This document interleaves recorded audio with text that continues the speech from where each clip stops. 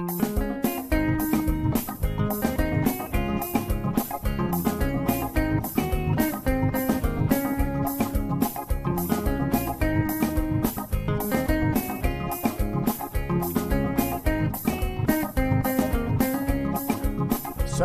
all the time is here with a cold hard truth.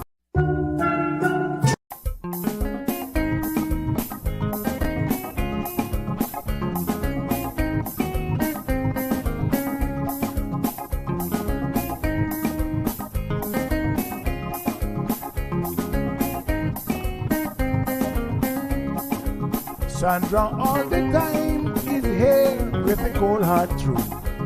She's the ears and the eyes for me and you. Every day, everyone want to hear from Sandra.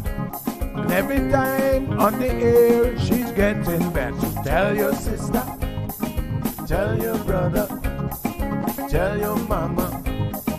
Call Sandra in the morning and in the evening. They always calling Sandra. And when they start fighting, they calling Sandra.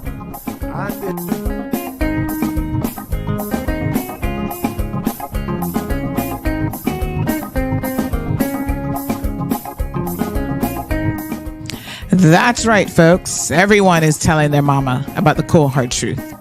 Welcome to another episode with more truth-telling, more problem-solving, and of course, more tea spilling than ever before. Sit back, students, grab your tea and turn up the volume because class is now in session.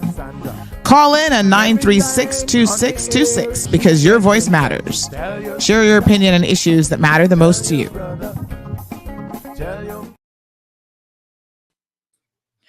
Good morning, good morning. Happy Monday. Hello? Blake and Aaron, can you hear me? Good morning. Hello, Instagram folks. Y'all coming in strong this morning. IG folks, you guys are awake. Nice. Can you hear me, Blake? Can you hear me? Can you hear me? Can you hear me? Oh, I wonder if he can hear me. I don't think he can hear me. Hello, everybody. Sometimes he mutes me in his end. Let's see. Good morning. Hey, we need a little symbol now, something you can put up to let me know that you're coming on live. A symbol? Like Yeah. you should shoot like a hand gesture or something. Oh, I see. But when we click enter. The side? I don't know. Well, no, I sometimes I just had you on saying hello to you and talking to you, and you weren't even because I wasn't looking at our screen. I had another page up. Oh, yeah, I figured something. And the last time I checked, you were just doing the open, so that's when I checked back. Oh, okay. Maybe I should shoot like a flare gun from broadcasting. Maybe not quite so dramatic. In the Can you see studio? that? Can you see that in spots? Lower Valley. We don't quite need that. All right. Did you watch the Oscars last night? No, I forgot that it was even on. What? Man, I know. I actually don't watch a whole lot of TV, believe it or not. I just don't have time. You own like you own the Roquet stuff. You don't even watch it. I know. I wish I had more time for TV. You can watch it for free. You know that, right? There we go. I know. Making sure everybody else got TV. Big news. I have some important news for you. Interesting news. It's Blake and Aaron's Spilling the Tea with Sandy. K-Man's top news headlines of the day from CMR. Hey, good morning, Sandy. How are you? Hello. Good morning, Blake and Aaron. How are you guys doing this beautiful Monday morning? Happy Monday. Yeah, doing well. Doing well. What do you got? What happened over the weekend? What's going on? Well, what's happening this morning is we know that the helicopter's up in West Bay. Okay. National bird. Honey child, what's going on? I know. We don't have any details yet, but we know they've been up for quite some time, well over an hour. Circling around, having a lookie. So I'm sure later on we'll hear something. Right. So over the weekend, the police announced that they caught a man with ammunition and drugs during a police stop. So this is good news. They say the lone occupant of a vehicle was stopped in Georgetown. He had a quantity of cash and suspected hard drugs and part ammunition and a part from a firearm. Huh. Wonder what part that was.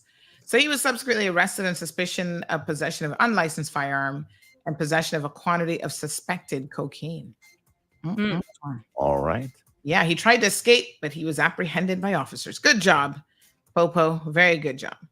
Yeah. All right. Don't know if you guys heard this saga over the weekend, but some women were accused of being Karens and stealing somebody's cat.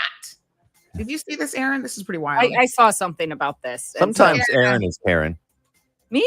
Yeah, sometimes. No, I'm just on a soapbox a lot.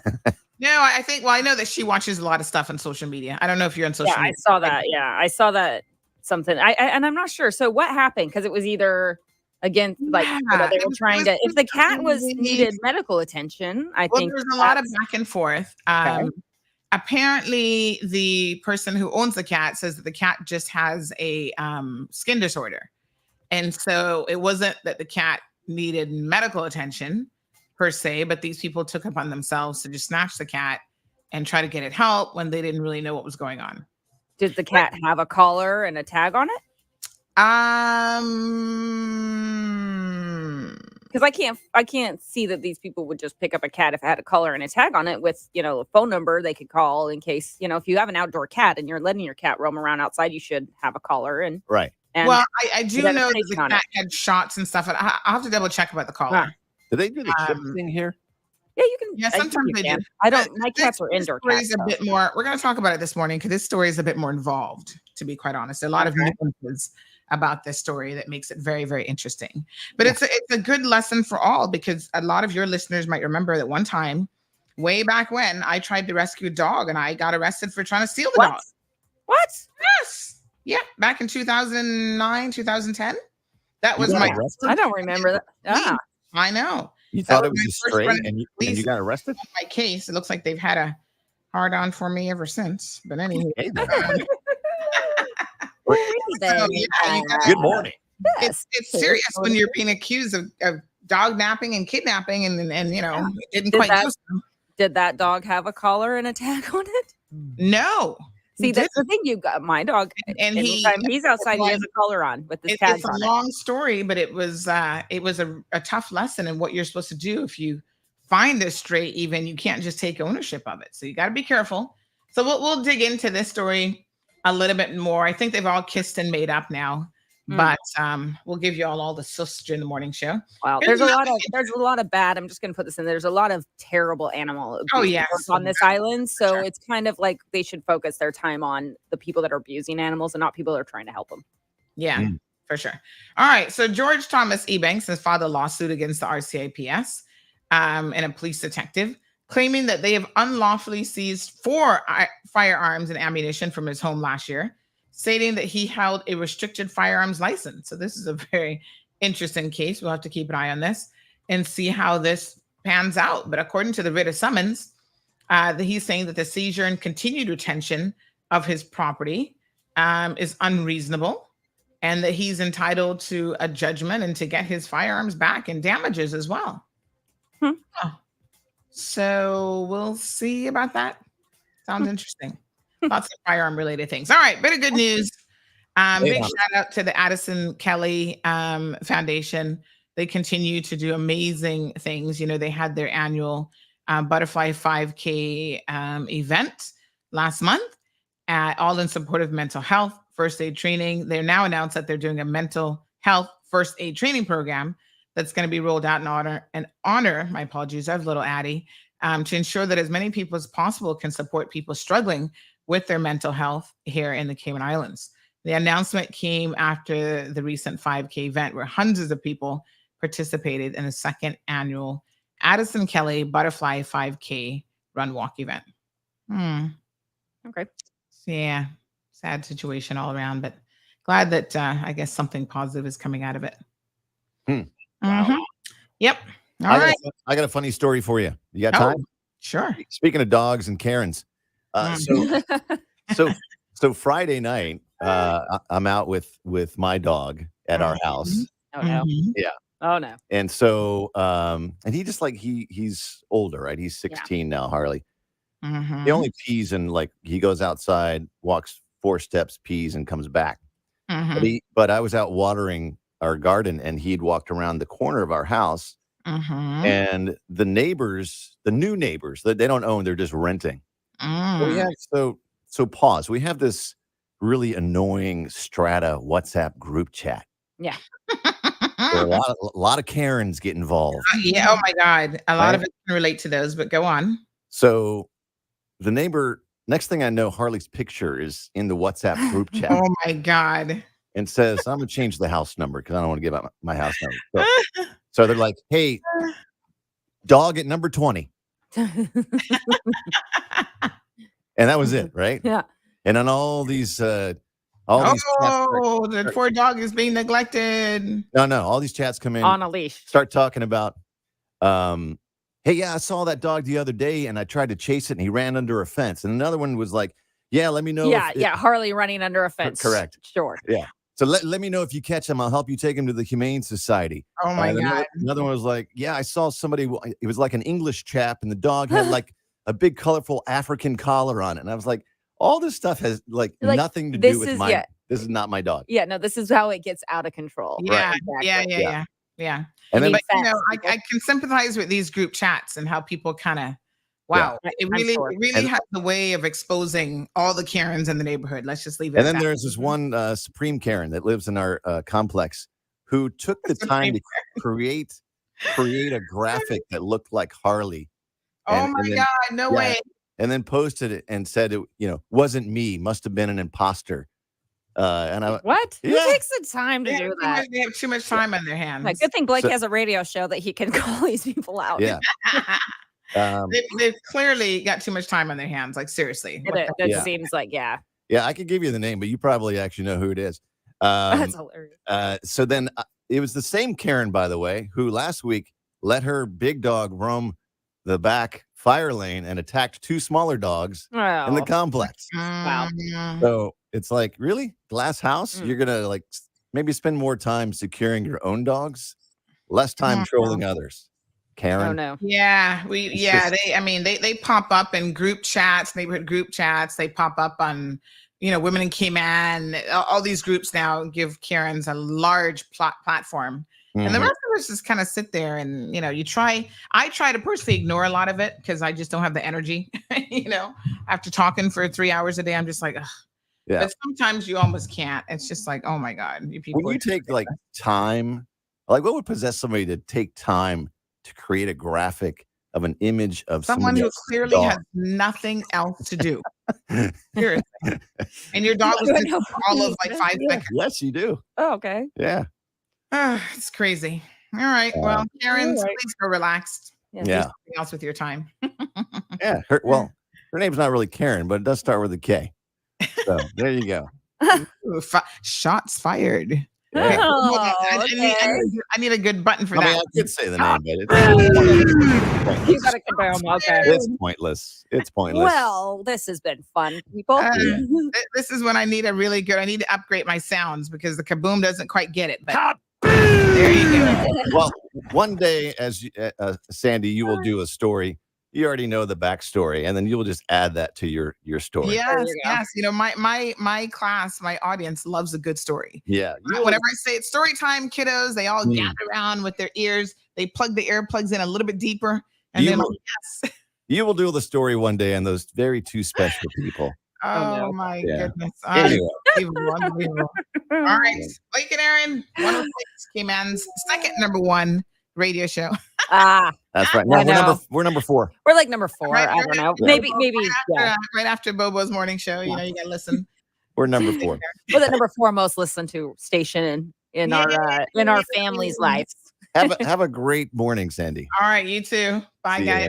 Bye. Ay, caramba. Speaking of that, when is the Tower Marketing Report coming out? I'm always looking forward to that. I think it's this month, maybe. So we'll see. I'm like, when's the report coming? I want the sus. Who's number 1? Yeah. Linda says, I love the kaboom. Let's do it again. Kaboom! Wakey, wakey. Wakey, wakey. I see y'all kind of slowly getting up this morning. I see the numbers creeping up. We're like at 2:40. Y'all like, Sandy, can't get up this morning. No excuses. It's Monday. Get up. Get up. Oh, plus don't forget Instagram. Good morning, everybody on Instagram. Who is this person over on IG? They say to do what? To please, Sandy, please to come off this live and message me back. Who on earth are you? Why am I messaging you? And you gotta come better than that, honey child. Message you back. So that means you sent me a message about what? Oh, your dog. I actually did see the message. I saw it last night, and I'm waiting on the other page administrator to get the details for you because I don't post most of that stuff on social media, to be honest. So I did message her last night. And I'm waiting for the contact about Luna. So I don't know who found her, but as soon as I have it, I will send it to you. Yep. So it's not that I didn't see the message. I actually saw your message. I'm just waiting on the other person who posted it to say where that post came from. Because you know how it works. People send us information. Oh, I found a wallet, a dog, somebody's husband. I found somebody's husband in my bed. Well, normally they don't report that one to us, but in the event that they did and they wanted help getting somebody's husband out of the bed, we could assist with that too. But what we have to do is we have to get the contact number and stuff. And then sometimes we post the post, but we don't put up their number because not everybody wants their number floating all over Cayman. Next thing you know, you get like really weird people like messaging you and stuff. So we'll send it to you. Don't worry. I'm sure your dog is safe as can be. Mm-hmm. I had the most bizarre dream last night. Anybody here in the audience? Let me see you raise your hands now, class. Anybody here a dreamer? Like I dream probably every single night. I have detailed dreams. I don't always remember them, but I do feel like I dream every single night. Anybody else a dreamer? I'm a dreamer. I'm got some big dreams, big dreams.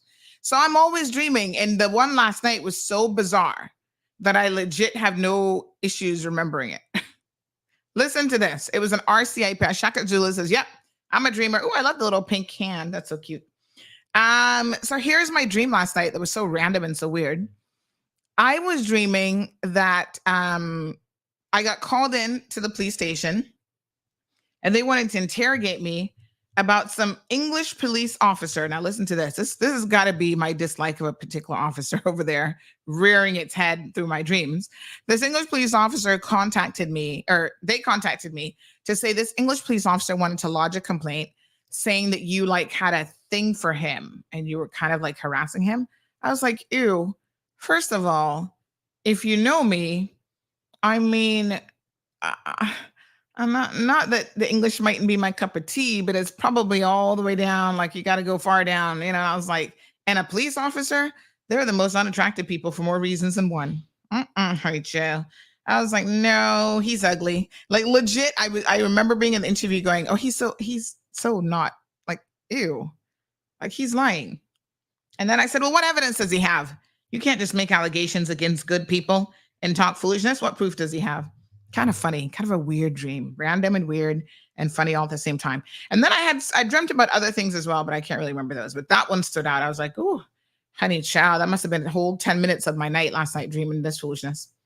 Hello, Everton says, I love to eat late. And when I do eat late, boy, I get them dreams coming. Yes, sir. That's interesting. Yeah, I dream regardless of whether I eat late, eat early.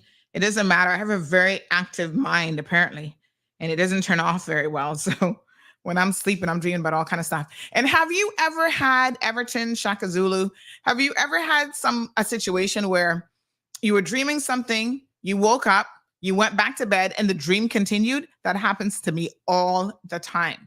Like I actually have the ability, because I've consciously done it before. I'm like, oh no, I'm not done with this dream. Like the dream was so good. I wasn't done with the dream. I'm like, okay, where was I? Let me pick it back up. And my brain continues processing the dream. It's weird. Good morning, Shamika. Scott is in the house. My waffle monkey friend. Scott, oh my gosh. You know what I could go for? You know what I'm thinking. Thanksgiving can be any time of the year. Christmas can be any time of the year. Can I get that turkey waffle mix-up situation? Oh my God, that was so good. The only thing I wanted different on that dish was instead of the cranberries, like the berries, I want the sliced cranberry. Boy, it's nice and smooth, honey child. Damien, good morning. Hello, Leroy. Leroy says that's McEwen Juju sent you an Obia dream. Pour them. They're going to have to get better than that. Yes, sir.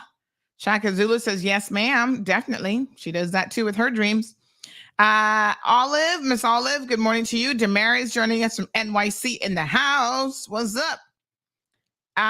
Says too early this morning with the time change. Oh, yes.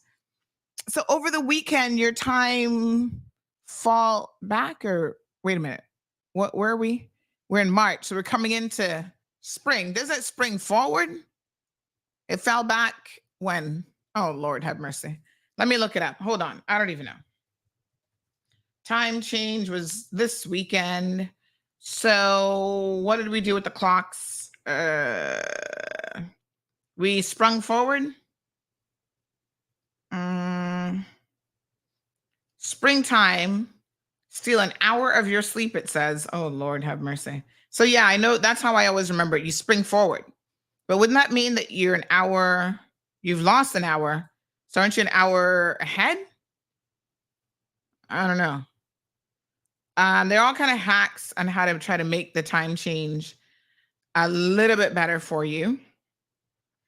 So yeah, we're springing forward this time of year. You fell back in November. It's only between November? No. Yeah, November, and that's it? All right. So wakey. Linda says, I love the kaboom. Yes, honey child. I'm going to get some more buttons because there's a few that I was thinking about over the weekend that I'm like, oh, I so need more. Miss Orlean, good morning to you. She says, good morning, everyone. Juanita Smith in the house. Everton says, yes, we're back to daylight savings time. I hope they keep it this way forever instead of going back and forth. He does not like the time change. So wait a minute. That means that when we go to Miami now, we're losing an hour. I like it when we're in the same time zone. Because, you know, when you're in and out with a Miami trip, that hour makes a huge difference, honey chill. Miss Darlene says those darn Karens are paying everywhere. Trust me. Is it Karen or Kevin Blake? And his group, I think, is a bunch of Karens. Louise said the national bird woke me up this morning. Has been there almost over my house for a long time. Wonder what's going on. Yes, I heard that it was circling for like over an hour. So I don't know. Buenos dias, señora Alba. ¿Cómo estás? Estoy bien. Linda, good morning. She says, honey, child, we had a time change. I'm now 2 hours ahead of Cayman. You guys change in Bermuda? Really? I don't mind waiting for you to come on. Have a great day, everyone. 2 hours? So y'all do a double skip forward? 2 hours? Whoa. And were you in the same time zone with us before? Or was it just an hour difference? I didn't even know you guys had time. Remember when our MPs was thinking about doing it here? About, oh yeah, let's introduce. And y'all were like, listen, our lives are complicated enough without time changes. Oh my gosh, no way. Hello, Barbie G. Wee Wee's in the house. Miss Yulene, good morning. Brenda Ebanks, hello, Miss Brenda. Pat, beautiful Miss Pat. Yes, honey child. We got lots to talk about. Look at Aliana rolling in. Stephen Nicholson from the UK. Miss Donna says, good morning, Sandy. Listen here from Fort Lauderdale. Ooh, Fort Lauderdale. Love it. Love me some Sawgrass Mills, child. That is the mall where you can get all your steps in if you go from one end to the next. So they are 1 hour ahead and now they're 2 hours ahead. Oh, wow. Damien says, I know, I thought I'd missed 1 hour of the show already. What? Yes, Rough Seas, you said our clocks don't change here in Cayman. Not yet. And don't make those politicians mess with it either. So it's 8:46 in the States right now, says Everton. Yes. Okay. So you're spring forward, you're 1 hour ahead. Yeah, I kind of missed the same hour thing. Good morning, Juliet. How are you, darling? So good to see you. Okay, honey Cheryl. Let's get the show going. So let's talk about the Karen situation with the cat, because there was a lot of back and forth. And I'm going to give you my thoughts on it. I think it's a little bit of, people who meant to do good can sometimes be overzealous. And I suppose if you're a real animal lover, sometimes you don't know when to pump the brakes. And I sincerely believe that is exactly what happened in this situation. It's not that some people are intentionally trying to be Karens, but they're accidental Karens, shall we say. And they jump to conclusions, which, as y'all know, is a national pastime. And so, they just get it wrong. Well, honey child, let me try and break this down for you. I'm going to try to give y'all the source as best I can. So what happened was, and we got pictures of this poor little kitty. Poor thing. This kitty is now the most famous cat in all of the Cayman Islands. Oh my gosh, this is so funny. Yes. Let me see here now. Okay. So this is the story. So we got a bunch of video clips of the cat allegedly being stolen by these two Karens. That's what the message said. We have the footage. I'm going to play the footage for y'all. Hold on a second now. We have pictures of the cat, numerous pictures of this cat hanging out all over the place. And I'm going to show you guys, because some of you were of the opinion that we're going to call this cat gate now. Some of y'all were of the opinion that, the cat was being neglected. And I said, well, let's just see how this really go. Okay, so we got the video of the cat being taken away by these women. I'm going to tell you some of my issue with this.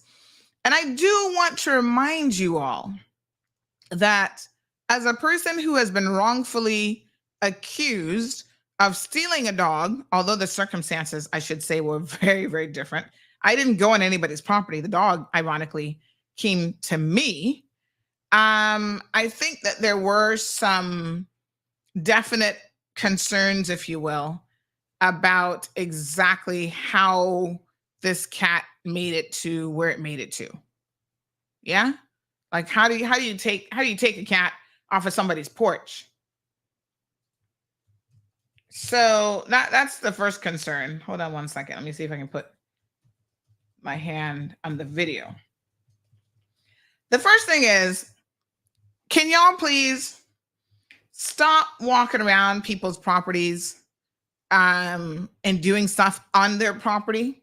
I do think that there's a significant difference if it's a matter of life and death, right? On somebody's property and you can intervene. Okay, you have a right to do so. Anything else, you're probably trespassing. Y'all need to know when it just isn't your time to trespass on people's property. That's exactly what was happening here with these women. I'm trying to see if I can put my hands in the video. So they showed up on somebody's porch, took the cat away, and made it their business to say that, they were rescuing this cat. And the cat was neglected and yada, yada, yada. And they had all these kind of suspicions about what was going on with the poor cat. Here's the problem, though. It turns out the cat wasn't being neglected. The cat actually has a skin problem. And so they jumped to the wrong conclusion. They made some assumptions. And y'all know what happens when you make an assumption. You know what happens when you do that. And I think that's exactly what ended up happening here. And then, they got a little bit upset and in their feelings because, you know what? They were trending and they were all over the place with their trending. Hold on. Where's the Karen video? Let me see if I can find it. Somebody send it to me in WhatsApp. I know a lot of you had it. Just resend it, somebody. A lot of you sent it to me over the weekend. So it was showing up in different groups and all over the place. And so, yes, it definitely began to trend and it became a thing. Okay. So let me just see here if, give me 1 second. I'll see if I can put my hands on the video real quick. So they went on somebody's porch, took the cat, said that they were going to rescue it. And they were taking the cat to the vet. And they were the Karens of the world saving a little lost cat. That's how they felt. They felt empowered. Look at this. These Caymanians just don't want to behave. They don't want to, take care of their cats. And we are here to rescue. Now, I'm going to be fair to some Karens out there. I know for a fact that a lot of people, is this a video? I think it was just a snapshot of them. I know for a fact that a lot of expats, and I'm going to give y'all credit for this. Some of y'all might be Karens, but some of y'all are legit animal lovers and you really do your best to contribute. And you do contribute and you do an amazing job at contributing to, trying to save cats and dogs here in the Cayman Islands.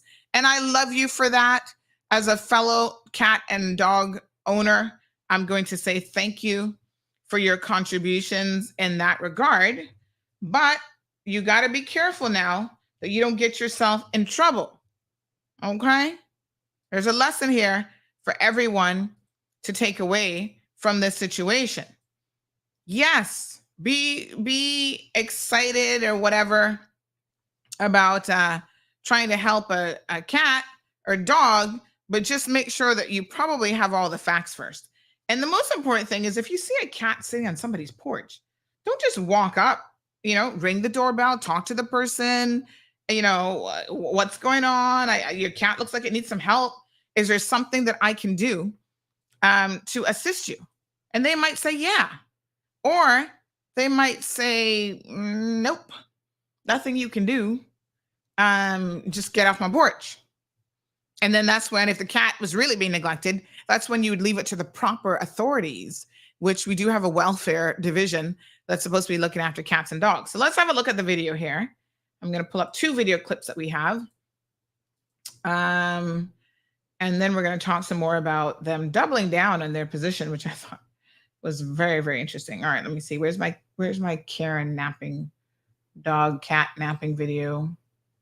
Give me 1 quick second here. Cat video number 1. Is this the first one? Okay, hold on. Give me a second. We got video. We're going to download this one. Okay. Blocked by your organization. Your organization blocked this file because it didn't meet a security policy. Lord, me and my IT stuff. Hold on now. What security policy y'all talking about? What are you talking about, Willis? What are you talking about, Willis? Okay, hold on now. Let me do cat napping and then napping with 2 N's, because otherwise then it's just cats taking a nap. So let's see. Let's download that one. Okay. And then let's download this one. Which one came first? The one that's 1 minute and 42 seconds? So it's a good thing that y'all have Ring cameras and that sort of thing, because honey child, they sure do capture a lot. Here in this program, we've been talking about the importance of having security cameras in your cars, but I also encourage you to ensure that you have sufficient coverage at your homes as well. Okay, this is a perfect example of why you definitely want to have evidence of what goes down at your own homes. All right, let me see now. I think I'm going to play these in the correct order. So give me 1 second. I believe this one that's 142 comes first. So give me a second. We're going to pull them up. So they come, they do ring the doorbell, to be fair to them.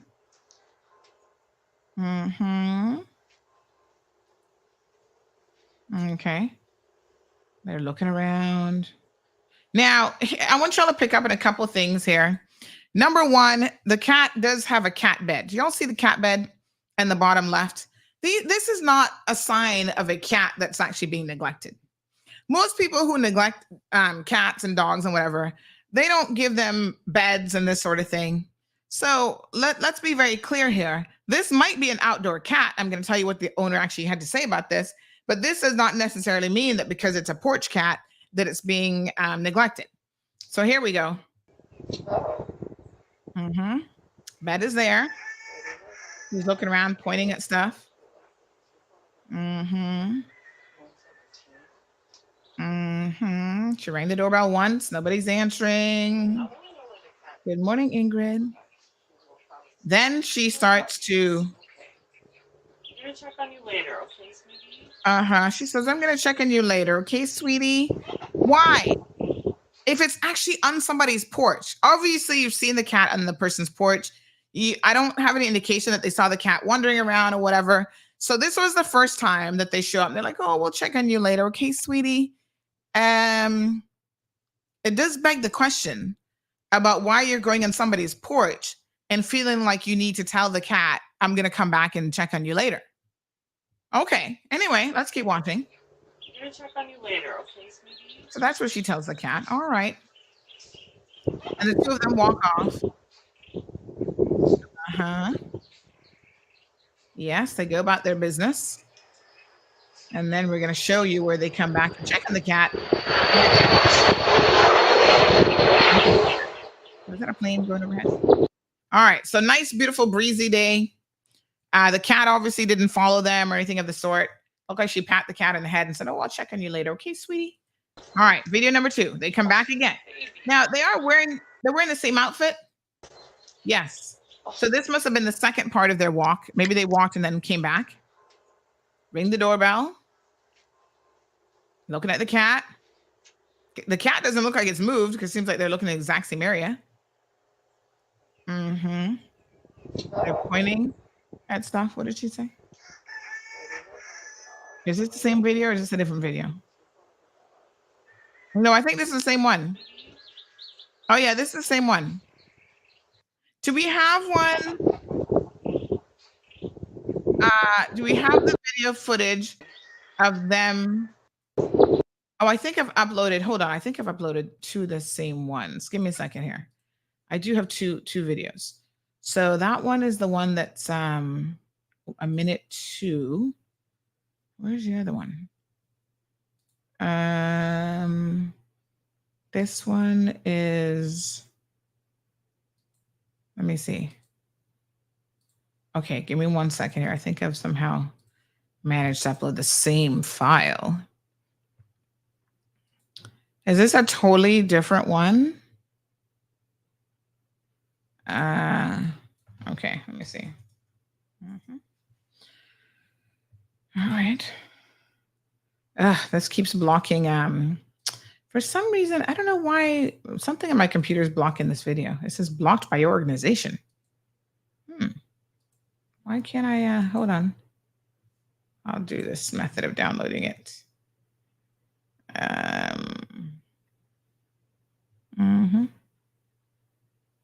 Okay. So let me put it in this folder so it's easier to find.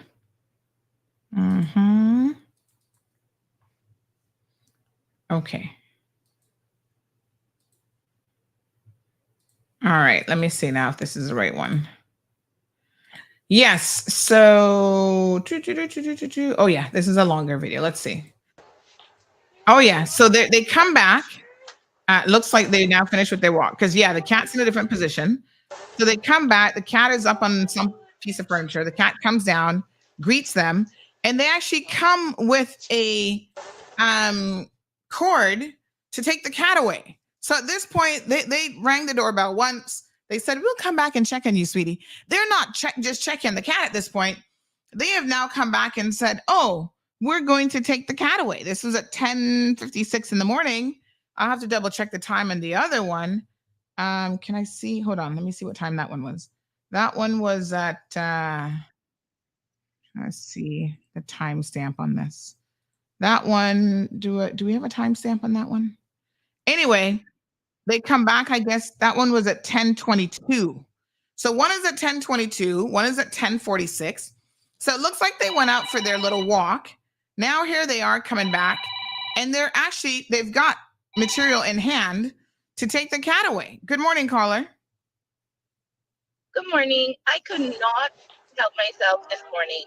If people cared about other people half as much as they cared about animals, this world would be a better place. I know. I mean, it does beg to differ. I mean, it does beg to question. They seem to really be going out of the way for this cat. It's pretty wild. It's crazy. Yeah. Thank you, caller. Mind you, now you couldn't do this to a child. If you saw a child on somebody's porch, you couldn't walk up to a child and walk off with it. Well, you shouldn't, with a leash around its neck. You might want to be extremely careful doing this sort of thing. But I try to give cat lovers and dog lovers, because I'm a dog lover myself, I'm an animal lover, I try to give you all the benefit of the doubt. Like I said, I have been in an unfortunate situation where I rescued a dog and I was accused of stealing the dog. I'm like, who steals a dog? That was the first thing I said to the police when they came to my door. I'm like, are y'all crazy? I'm like, who steals a dog? That's like stealing somebody's child to me. I'm not going to steal your child. But now I kind of wonder, y'all might want to be stealing people's children too if you had the chance to do it. I'll need to pump the brakes just a little bit. So here they come back now. This time they didn't ring the doorbell. So they rang it earlier. They didn't even bother to ring it. You see the cat jumps down and approaches them. And then they try to put the leash on the cat. The cat was like, I'm not having that. The cat actually offers up some resistance. And in fact, I could swear that I hear the cat hissing at them. Listen carefully.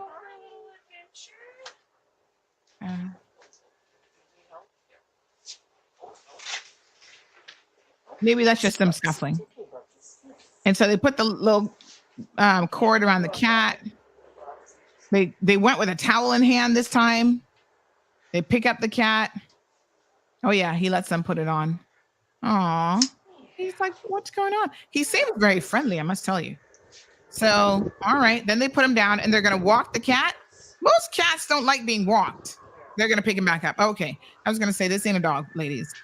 Most cats don't want to be put on a leash and walked. That's not the way. Hello? And then they wave. But hold on. At this point, the owner of the cat says, hello? You mean to tell me they didn't hear the hello? They wave. Hello? She's like, hello? Hello? And then she's like, hello? Where are you taking my cat? Hello? So she's actually saying hello. Now, y'all tell me the truth. At 40 seconds in, hello? She's saying hello.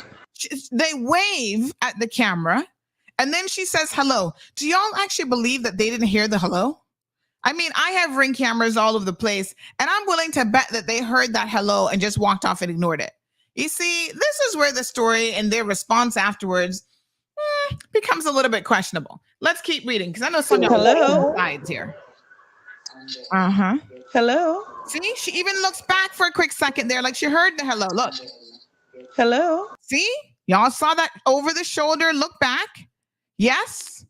That means she heard the hello. Hello? And what she should have done at that point in time was go back on the porch and have a conversation with the cat's owner, because then she would have found out that this is not a cat that's being neglected in any way, shape, or form. Let's keep looking. Hello? She says hello multiple times. And then they have a car. Is that a car waiting for them? They get in a car. So they had this all arranged to be picked up. They get in the car and they go off with the cat. So naturally, the cat owner, she's still saying hello, poor her. Hello? She's like, hello? Hello? Oh, hello, Karens. Island Karens, come back. Come back with my cat. Where are you going? Karen, is that you? So she's like, hello? Hello? Hello? You know, this must be a Cayman, because if that was a Jamaican and you're stealing them puss, they would have been like, listen here, bumblebee, bum, bum, bum, bum, bum, bum. They wouldn't be saying hello, hello, hello. They would have been like, Hello? right? Okay. Is this theft? Well, it depends on what they intended to do with the cat afterwards from a legal perspective. But I do believe they had no right to do it. So, let me show you the cat in question. This is Catgate. Let's have a look here at little Mr. Kitty. Poor little Ting. Oh my gosh, what a hot mess. So here he is. He doesn't actually look like a cat that's neglected. Apparently he has some kind of skin disorder or something. Y'all know cats, they can pick up all sorts of stuff. So here he is in his dog bed. Again, the owner says, I've got evidence. Ooh, I got me some nice mackerel rundown for breakfast. Thank you, Miss Stacy. I wonder if I can get some iced tea this morning. I like iced tea when I have my breakfast. I don't like a cold beverage with food. I like a warm beverage with food. I got mackerel. Y'all want to see what breakfast looking like? Fried plantain. A lot of, look here. Got some mackerel rundown. Oh, wow, that's way too much breadfruit. I'll probably only eat 3 of those. And then, of course, nobody can turn down plantain. Hello. This should be our national dish, plantain. Oh, my gosh. Delicious. Love me some plantain, boy. Oh, so nice and ripe. Yes, honey child. So there he is. What's the cat's name, by the way? Anywho, there's little kitty. And then there's different pictures of him lounging on the porch, hanging out, having a good time. In fact, this cat seemed to have been, although he was an outdoor cat, he seemed to have been fairly well taken care of. So, all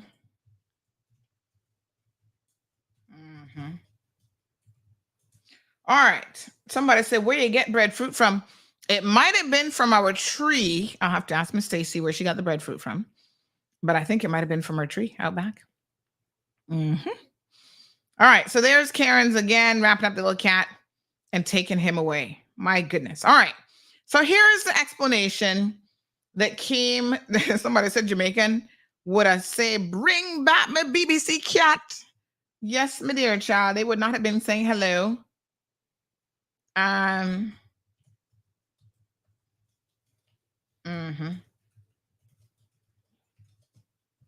All right. Okie dokie. So this is the backdrop of the story. Okay. So this is what we know. All right. Come on, true. So this person, come Stacy, this person says, the cat has been on my porch for about 1.5 years, technically. I wouldn't say he's mine. I haven't brought him inside the house. And you'll see that he was actually a bit of a rescue, but keep listening. They also spoke to the Humane Society about the situation. Here's the story of the cat. I came home one day to find the cat at our doorstep. We assumed that it was lost and would eventually find its way back home. Noticing that it didn't have a place, a neighbor took it in and had a vet check it out, gave it all of its shots, and spaded her. Does that sound right? Spaded her at the time. That neighbor's sons quickly developed an allergy to the cat, so he was trying to rehouse the cat. In the meantime, it seemed like they had stopped feeding the cat, so the cat tried to find shelter from others. Nobody else was showing any compassion to the cat. This is so interesting. So I started feeding it daily, and it started staying around. The cat really wanted a home. She came inside the house a few times, but I have an 11-year-old senior dog that simply didn't like the idea of a cat inside. At the time, I was unaware of any medical conditions with the cat, and I didn't want to expose my dog to a cat that I didn't know the history of. That's fair. I totally get that, actually. We're also renting and are cognizant of the fact that not all landlords like multiple pets. Although the cat seems very friendly, I'm not sure how she would react to being locked inside of a house all day. So she stays on the porch. The cat was in no danger. She was under shelter, had water, and I watched her throughout the day on the Ring camera. I became aware of her skin condition a few weeks ago, but at the time, my dog developed a severe ear infection, and my resources was limited to curing that. I would have welcomed any assistance or offers for rehousing. It simply cannot search. What? It simply cannot search and remove a cat. Oh, I think so. You simply cannot search and remove a cat from private property because it has a skin condition and you assume that it's being neglected. Had they left a note or even waited until today when people are home from work to address the situation, it would have worked out best for everyone. It was not an emergency situation. Now, there's a lot of you who took the sides of Karen, Cece being one of those people. And Cece obviously had some very, very strong comments on this. And that was the response actually that the person provided to Cece. So again, the cat came to their door. They even went as far as speaking to the Humane Society, I think on Friday, about this. And then they found out that those two women were actually visiting the island. They don't even reside here. They were visiting, I guess, and staying with somebody in the neighborhood. Wow. So I understand a lot of this story, and I'm going to tell you why. First of all, cats are different. Well, dogs are different.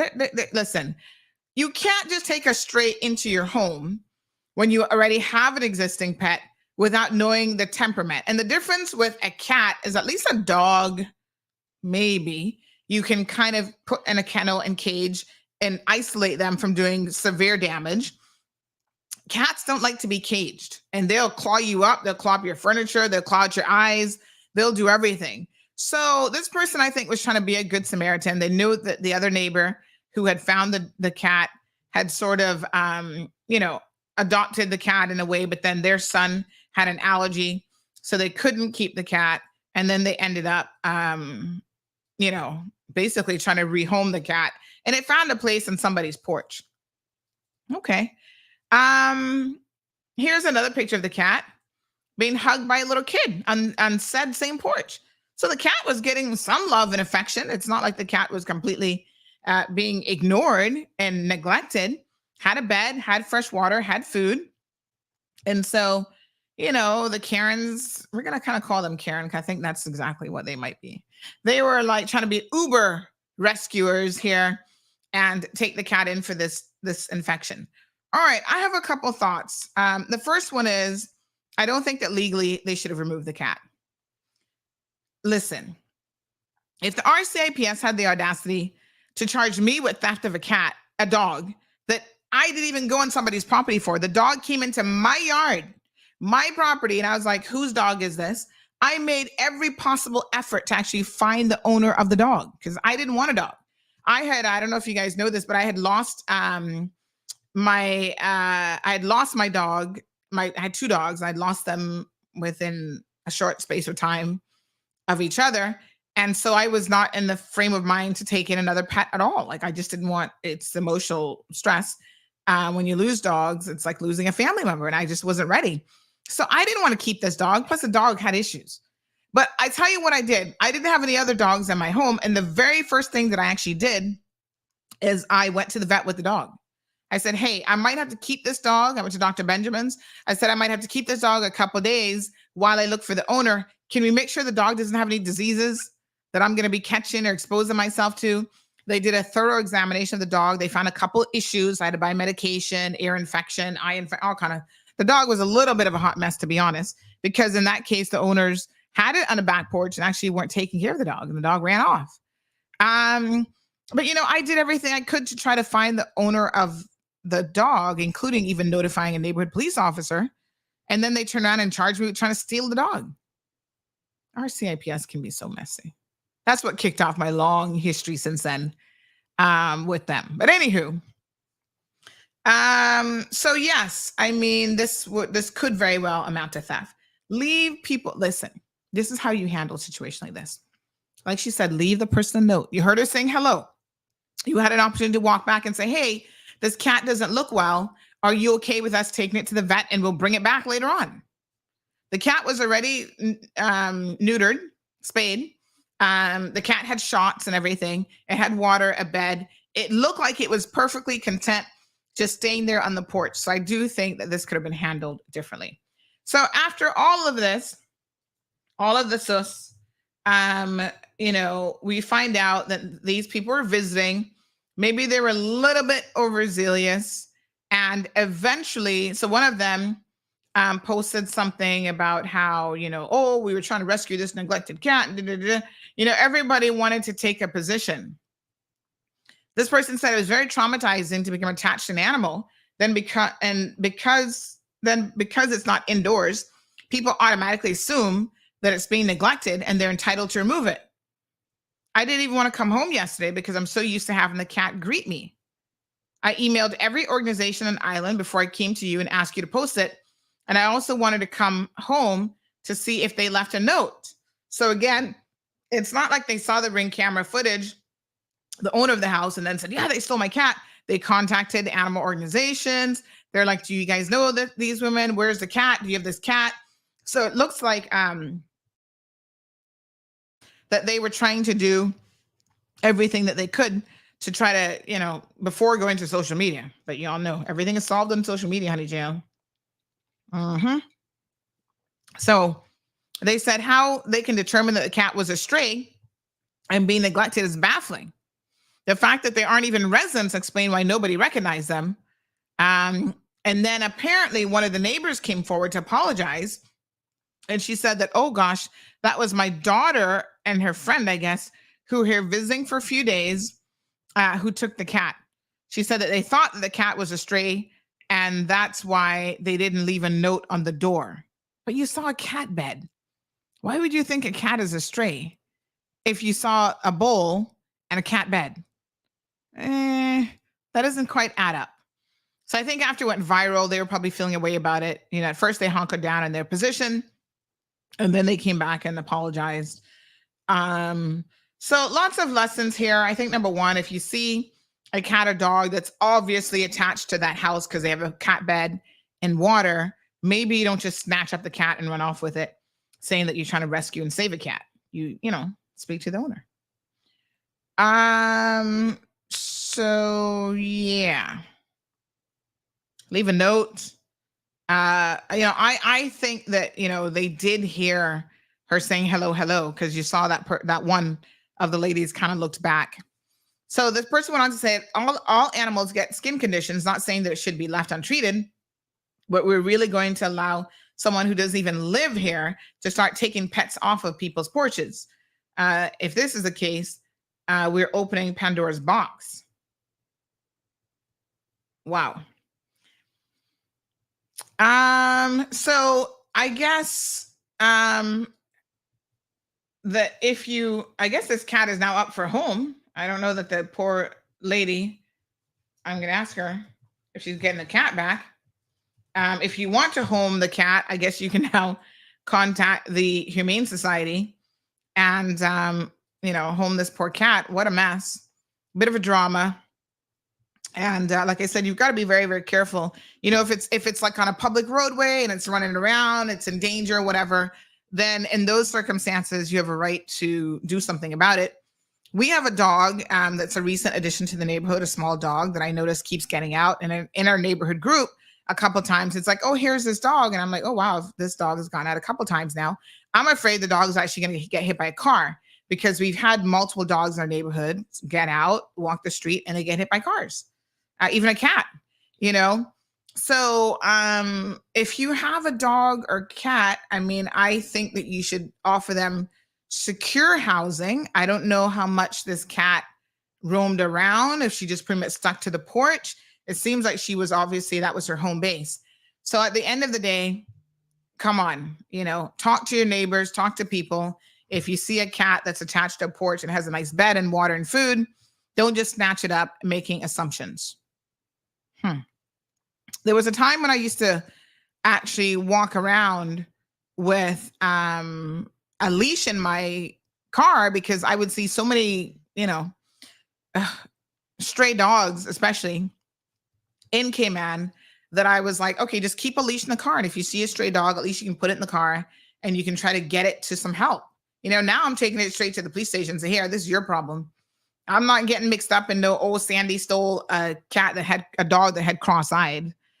Listen, when the police said this to me, that the owner says, oh, you stole their dog. I said, are y'all for real? At least give me some credit here. Number one, I wouldn't steal a dog because that's equivalent of stealing somebody's child. Number two, if I did steal a dog, I would at least steal a dog that's cute.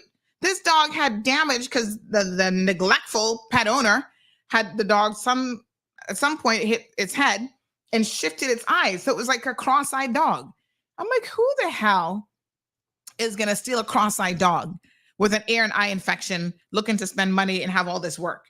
I'm like, I can go buy a dog. I don't have to steal a dog. I can go rescue a dog. It was just the most ridiculous thing. Come to find out, that young lady, poor Leanne, did not even know when the dog went missing. That was the first. I tried that case myself, and the acting magistrate threw it out. He said it was the most ridiculous case he'd ever seen. The police wasted the people's money and resources on this. He's like, this is an issue between neighbors. This should not have become a police matter. But you see, she waited. When she finally, 2 weeks later, when she finally saw me walking the dog, literally right across the street, I walked that dog about 20 times for the day because the dog was not potty trained. Not only was the dog not potty trained, but because she kept it in a confined area in her back porch with no human contact, the dog would do this spinning and running in circles thing every single night at 9:30 like it was crazy. And I was like, what the hell is wrong with this dog? It's because it wasn't getting exercise, it wasn't getting walked, and it wasn't getting any sort of human interaction. She had kids and they had very little contact with the dog. They had the dog in an automatic feeder. I didn't even know that automatic feeders existed for house dogs because I'm like, who does that? You don't put out fresh water and food for the dog every day? No. She had it on an automatic feeder. And so the poor dog eventually got out and ran off and didn't look back. But I'm walking the dog up and down, literally 10 times a day, not a word of lie, because the dog was also not potty trained. She put down paper in the porch and had it peeing and pooping on the paper. Nasty. So, okay, I'm walking the dog because I believe dogs should be potty trained. I don't mind having a house dog, but you ain't shitting in my house. You're going to learn how to do it outside, honey chill. So I'm walking the dog and she is starting to finally get the picture that you poop outside, not inside. That's not how you train a dog. But see, y'all get dogs like children. You don't really want them and you don't have time for them. Don't get a dog or cat. Anyway, the poor dog, was starting to finally get potty trained, and the running in circles started to decrease as it realized that, wow, somebody's going to walk me every day. Do you know that this poor dog didn't even know how to jump in furniture? Not for nothing, but I've never seen a dog in my life that didn't know how to jump. Because it wasn't around anybody or any furniture or anything. I was like, what the heck? Poor thing. When I saw the dog, you know what I had to do? Took the dog to the vet and all this kind of stuff. I call the dog Precious. Because you Caribbean people know when something is so touched. I don't want to say ugly, because the dog really grew on me and I really became fond of the poor little thing. But when something is touched, them old people, they'd be like, oh, Precious. That's all you can call it is Precious because there's no other name. Apparently the previous name was Delilah. I'm like, I don't know which is worse, Precious or Delilah. But anywho, let's see your comments on this one. Good morning, Kelly. Watching from Canada. So good to see you. Andy from La Ceiba, Miss Sue. Good morning to you. Strong Wilt says, morning, Auntie Sandy. Get back to class. Sorry, I'm late. I'm going to the back of the class. No worries. No worries, honey chia. Everton says entitlement. That's what I think about Karens. They're entitled to make this decision. Everything belongs to them. Them. Carolyn says, good morning. Please shout out to Jolene. It's her birthday today. Hello, Jolene. Happy birthday. Damien said that they knock or ring the doorbell. So they did the first time. The second time when they came with the dog, or for the cat, my apologies, they didn't. And like I said, I'm pretty sure they heard the owner say hello because they kind of look back like that. Hey, Daisy, are you still in the UK? Good morning to the beautiful Dory. Damien says, I'm sure it was on Women of Cayman. Dean, morning, Mr. Dean. Ingrid is in the house. Yes, same video, Shaka Zulu. Morning. Amori says, how did they know that the cat needed help because he's on the porch and not by the road? It is a very good question, actually, Amori. And this is why I think that they have really overstepped. Like, from that distance, and again, I mean, I'd like to see a current picture of the cat. But of the pictures that we have, I don't know when these were taken. I mean, the cat doesn't seem to be in any obvious distress. Is this is the cat now at the Humane Society, I'm assuming. So this probably is from Saturday. I'm not a cat person, but I do see a little something on its nose, but I don't see a cat here that looks like it's even got a super bad skin condition. It might have a little, I don't know, eczema or whatever the heck this is. So I don't know. Amori, it's a really good question. Shannon says, apparently I heard that they noticed that the cat didn't look healthy. From that distance, I do have some questions about that. So they did respond as well. They had the most to say. Let me just see what their response was, if I can find it. Yeah, so they had some long response about what they were trying to do and yada, yada, yada. Let me see if I can find their response.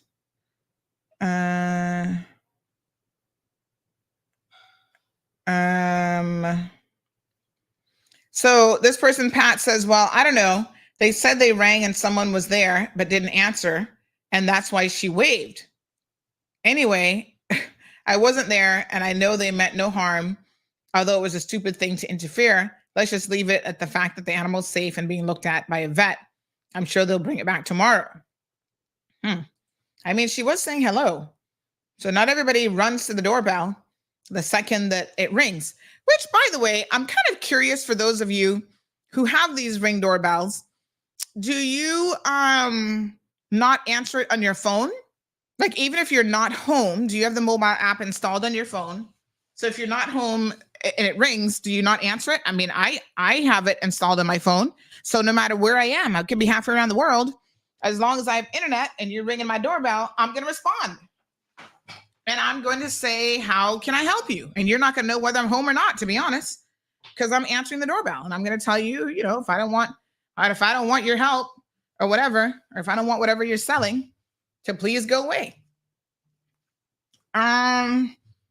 This person says, apparently I heard that they noticed. Oh, yes. Thank you, Shannon. Damien says, if it was a bird in a cage, would they have opened the cage and taken it out? Soka says it was a leash about cord. I don't know if that was a proper leash, Soka. That kind of looked like a cord to me. Everton says this is considered stealing someone's pet. Yeah, it's those kind of Karens. Dog was barking inside also, says Damien. Ingrid says, why do they go to people's property and take people's cats? So Ingrid not quite getting it. Diamond Princess says if a dog had attacked them, they could not blame anyone. Everton says, you know the funniest thing about it? My neighbor, he has a black cat, and sometimes in the winter when it's cold outside, the cat just sits on the ledge crying to get inside. Oh my gosh. Yeah, he should probably, in cold weather, you might want to secure your cat. He had never allowed the cat inside of his house. They just recently bought the house and moved next door to me, and it's none of my business. That's their pet. That's their cat. So if he wants to let him freeze to death, that's their problem. Just leave it alone. Well, listen, I think that you can be looking out for cats and dogs. And in that situation, Everton, I wouldn't quite just throw in the towel. I would say, hey, you know, if this is your cat, if it's freezing weather, whatever, there's certain temperatures at, especially freezing, when they say, please take all pets inside, because your pet is at risk of actually dying. So I wouldn't quite say, listen how crunchy that breadfruit is. Oh my God. I wouldn't quite say just let them, you know, die. Same thing with dogs outside who have no covering, no heat, whatever. I think it's fair for you to say to your neighbor, hey, I've noticed that the dog is outside and you're not really giving it any good water or whatever, fresh water daily. We see horses and cows, about to die in the Cayman heat. And I agree with trying to do something about it. Now, sometimes the trying to do something about it, it's just called animal control. Just call the popo. Don't necessarily make it your business to get involved because people ain't got no sense. And they want to be rolling up on you, fighting you in front of the police or whatever, and you might have to defend yourself. So what you do is you call the popo and you say that this dog needs help or this cat needs help. So Jamila says the siren was passing, so they probably didn't hear. It's weird if that's the explanation, because like I said, she did turn her head back. Mm-hmm. Mm-mm-mm. Mm-mm-mm. Oh, honey child. Breakfast is good. Wow, we need to get some more of the breadfruit. All right. Lulu said, so why did the owner not come out and speak to them? Everton says it's stealing. Gabby said, why they had the car waiting down the road like some real thieves. I must admit that that was a sneaky link kind of move. Like when I saw that, I also thought to myself, I'm not so sure that looks good. You know what I'm saying? That looks a little bit like y'all should have just left the cat alone. So yes, they had a car waiting. Let's do a poll this morning. What do y'all think? Do you think that this amounts to theft? There's certain elements that are required. So we're going to just do this in layman's terms. I don't expect y'all to fully understand or know the law. But in your opinion, does this amount to theft? Do you think that this went too far and they should have just left the cat alone? All right, there's the link. And I'll pull it up here on the screen, scan the barcode, and go ahead and participate. Somebody on Instagram says, let's go, America, and try to see if we not get blanked up by the law. So in other words, they don't think in America you'd be able to do this sort of thing. Somebody else said in terms of America, we don't know if they're Americans or not, but this person said, how easy people are forgetting how persons get killed just for going to the wrong house in the USA. One got shot for knocking on the wrong door. Yes. He was looking for his brother. Remember that one? The little kid was looking for his brother. Just because he was black in jail, the man shot him through the door. He did not even open the door. Ingrid asking why the owner didn't come out. Aliano says, not my idea of grabbing the cat. Oh, Lord have mercy. Y'all are ridiculous. So go ahead and cast your vote. So far, it looks like it's 50-50. Only a few people have voted. There you go. Scan the barcode. The getaway car, says Gabby. They had a getaway car ready. He is a stray cat and they fed him. No, they didn't. He was being fed by the porch that he was living on. So again, let's make sure we get the facts straight. He initially showed up as a stray cat in the neighborhood. One neighbor took him in, couldn't keep him because the son was having allergies. And then another neighbor, it went on her porch, and by that point, it already had shots and everything else. It had a flea collar, by the way. And so she was feeding the cat and had the cat there with, a bed and everything. Carol says, but didn't the Humane Society deny having it and the rescue charity denied any involvement? So they lied. Well, I don't know at what point, but they did eventually admit, Carol, that they had the cat. So sounds like a hot mess. Vicky, good morning. Al Ray says, eating that breakfast, you are not going to lose 50 pounds. Honey, child. Leave me and my macro rundown alone. It's too good. Breadfruit and plantain, yes. You're just jealous, El Ray, that you're not got no fresh breadfruit this morning.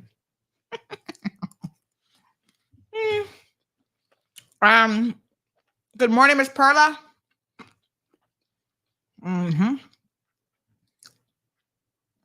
What the heck? He looks like a tomcat.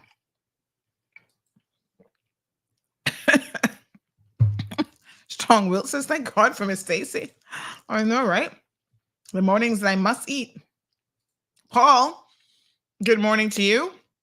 He says, this 2-hour time messed me up this morning. Late for class again. Oh my gosh. Come on through, honey child. Come on through. Rough Seas said they said to themselves, what a pretty cat. It's got mange. Let's save it. Good morning, Monica. Monica says, I have about 4 wild ones around my yard in Belford that really need a home.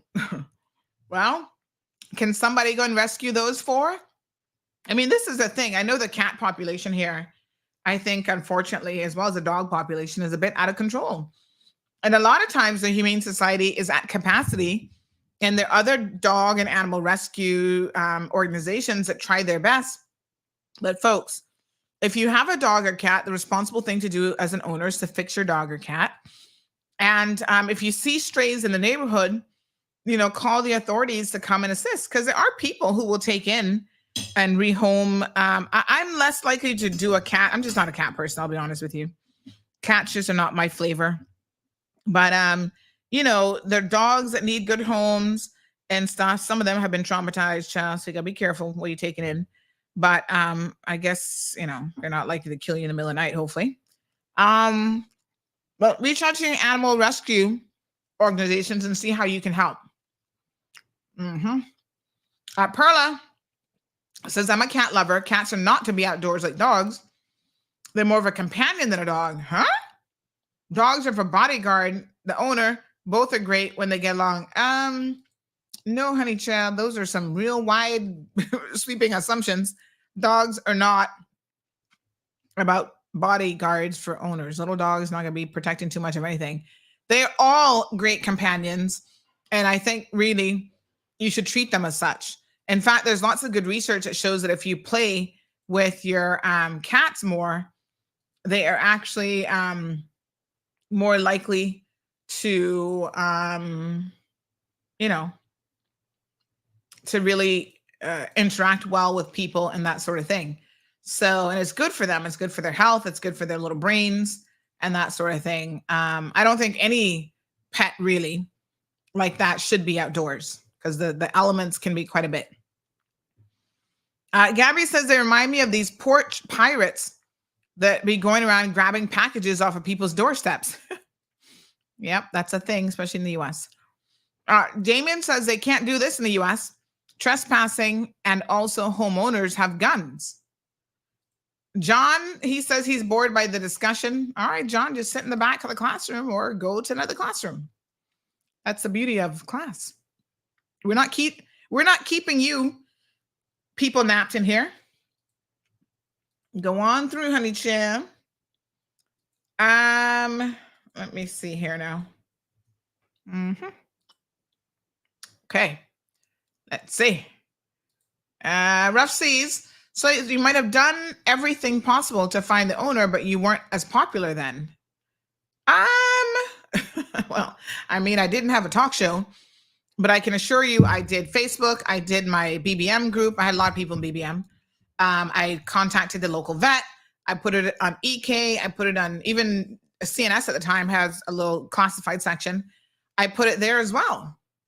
But that whole situation was actually very, very political. And I'll tell you a little bit about what happened. When the owner, uncle, heard that it was me, they're like, oh, that's Sandy, that troublemaker, call the police. Here's the thing. When the woman saw me walking her dog, it was her little boy that said, Mommy, I think that's Delilah. I don't think she ever wanted the dog, to be honest. And so Delilah, the woman said to me, oh, I think that's my dog. I said, good. I've been looking for the owner for quite a while. So come on through, come get your dog. That night, she did not come for her dog. Now, let me tell y'all something. If my little Zeus disappeared and somebody found him and I saw them, they said, come for your dog, I am walking with you right then and there to go get Zeus. What she did was she waited till the day after. I'm like, who does that? You don't care about this dog. I'm sorry, but you really don't care about this dog. I'm like, come. I'm walking back home in a minute, walking your dog. Come and get your dog. She didn't come till the day after. And then she came in sort of what I saw as an aggressive manner. She brought two men with her, showing up at my door. I'm a single woman. I answer the door and I've got these two husky, Honduran men along with her. We're here to get our dog. And I'm like, okay, here's your receipts for your dog's care. It was when I did that she got in a huff and a puff. And since I had some concerns about the care of the dog, based on what the vet said to me, I was asking them a few questions about what happened to the dog's eyes. Why was it cross-eyed? It got a head injury. Why was a dog not groomed for so long that it couldn't even hear? I legit thought the dog was deaf at first because it couldn't hear anything. And that's because apparently the vet said it had so much hair in the ear that they needed to pluck it out, literally pluck it out, in order for the dog to be able to hear properly. I was like, what? Who treats a house dog like this? So when I started asking her stuff like, I'm a little bit concerned about your dog, like what happened? They refused to answer my questions and kind of stormed off and then decided to call the police. And then wanted to accuse me of stealing the dog. I was like, I did not steal the dog. Oh, but you microchipped the dog. And I said, yeah, because that's what responsible people do. In case the dog gets lost again, you can actually find it and identify it as your dog. So anywho, needless to say, the case got thrown out and I sued her in civil court and she had to pay me for the dog. And that was really because of how she, listen, if she had said, oh, I'm a young mom with 2 kids. I barely take care of the dog. I don't have the money, Sandy. I would have been like, all right, cool. Please take better care of the dog. But it was then her attitude of accusing me of theft and the police came and took the dog. You know what is so crazy? Let me tell y'all something. When the police took the dog, right? They had it they had it locked up, because now it's evidence. I was like, y'all are so ridiculous. They had the dog locked up after I had it for like a month. They had it locked up at the agriculture department. And so the dog was on medication. So I said, listen, please take the dog's medication. Make sure the dog gets medication every day.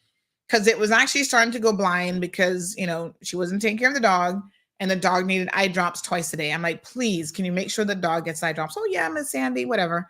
And I'm like, no, here's the medication. I gave it to them. I would call, and for the months that they had the dog, I would call and check on the dog. And at one point someone said to me, wow, they're like, you're the only person who actually calls about this dog. I mean, the owner is waiting to get the dogs back after the court case, but she's never even called to say, is my dog still alive? How's the dog doing? Nothing. I said, well, that should tell you a lot about how the dog is being taken care of. Anywho, one day I was like, oh, I really, can I come by and see the dog? And I'm not going to tell y'all who, but somebody said, we're not supposed to let anybody see the dog because now it's evidence. But this person's like, Sandy, you're the only person who cares about this dog. You're the only person. No, the dog doesn't really have any human, interaction.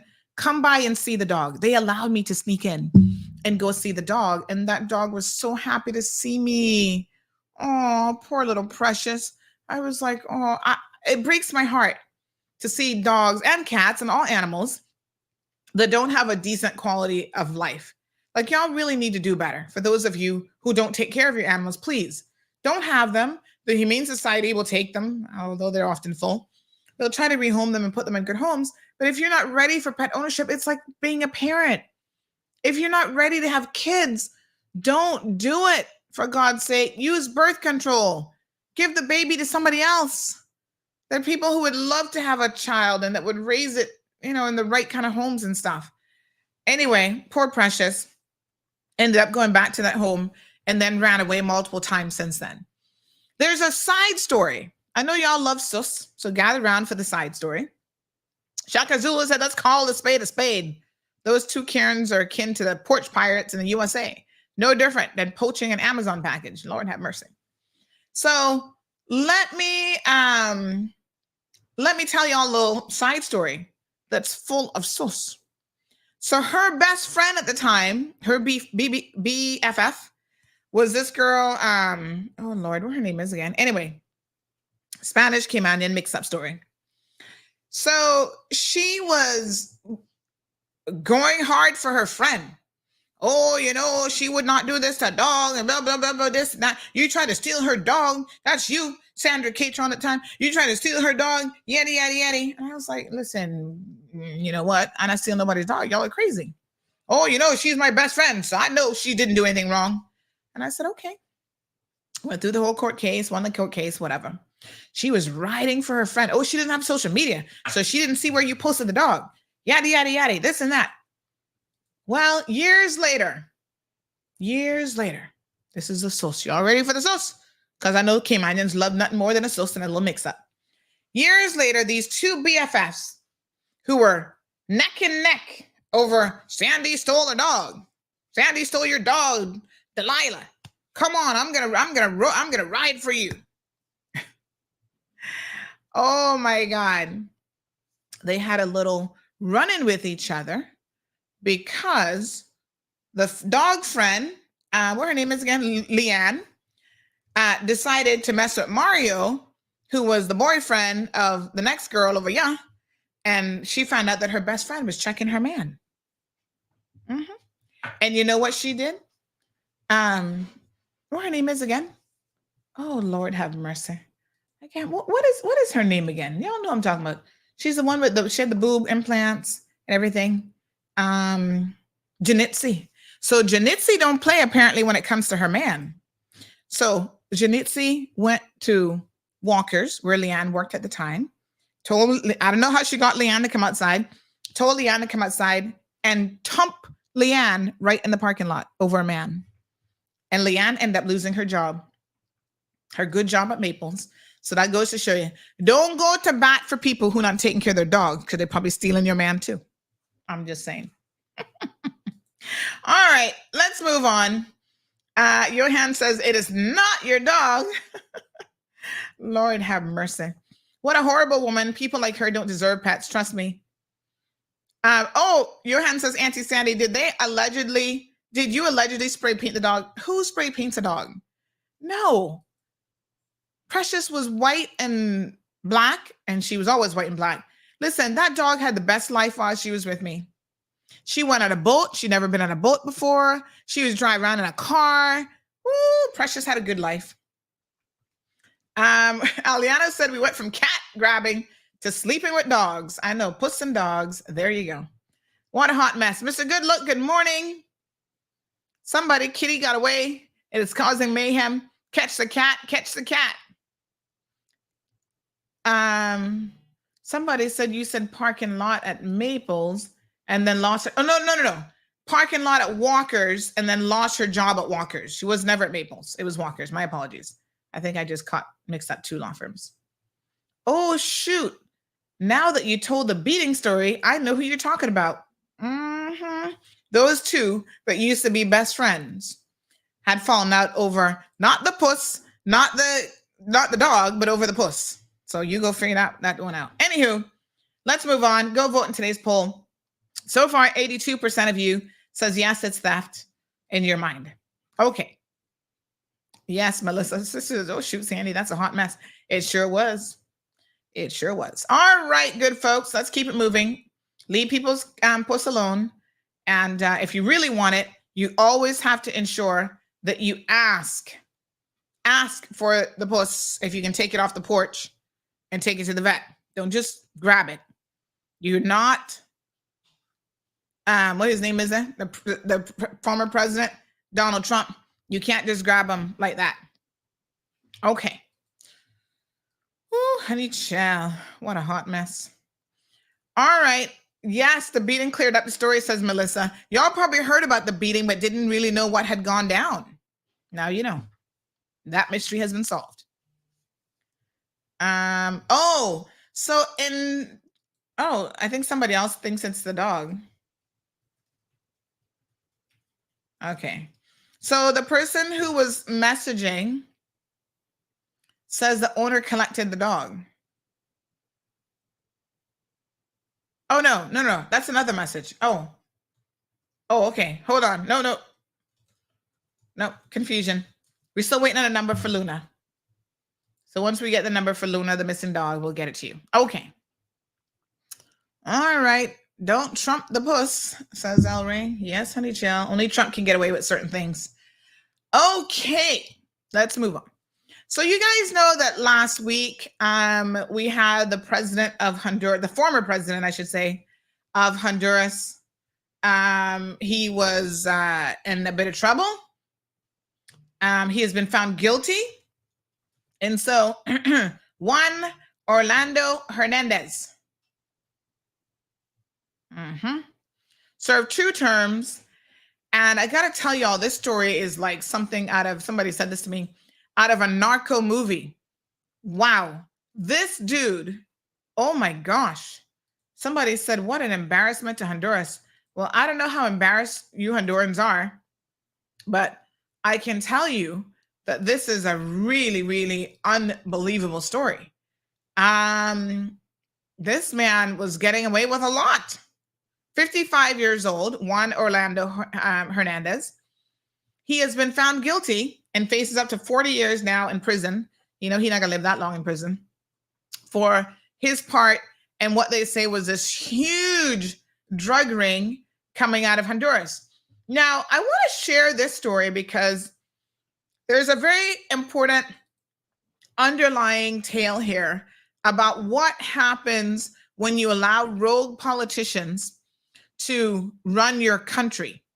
They give the entire country, folks, a bad reputation and a bad name.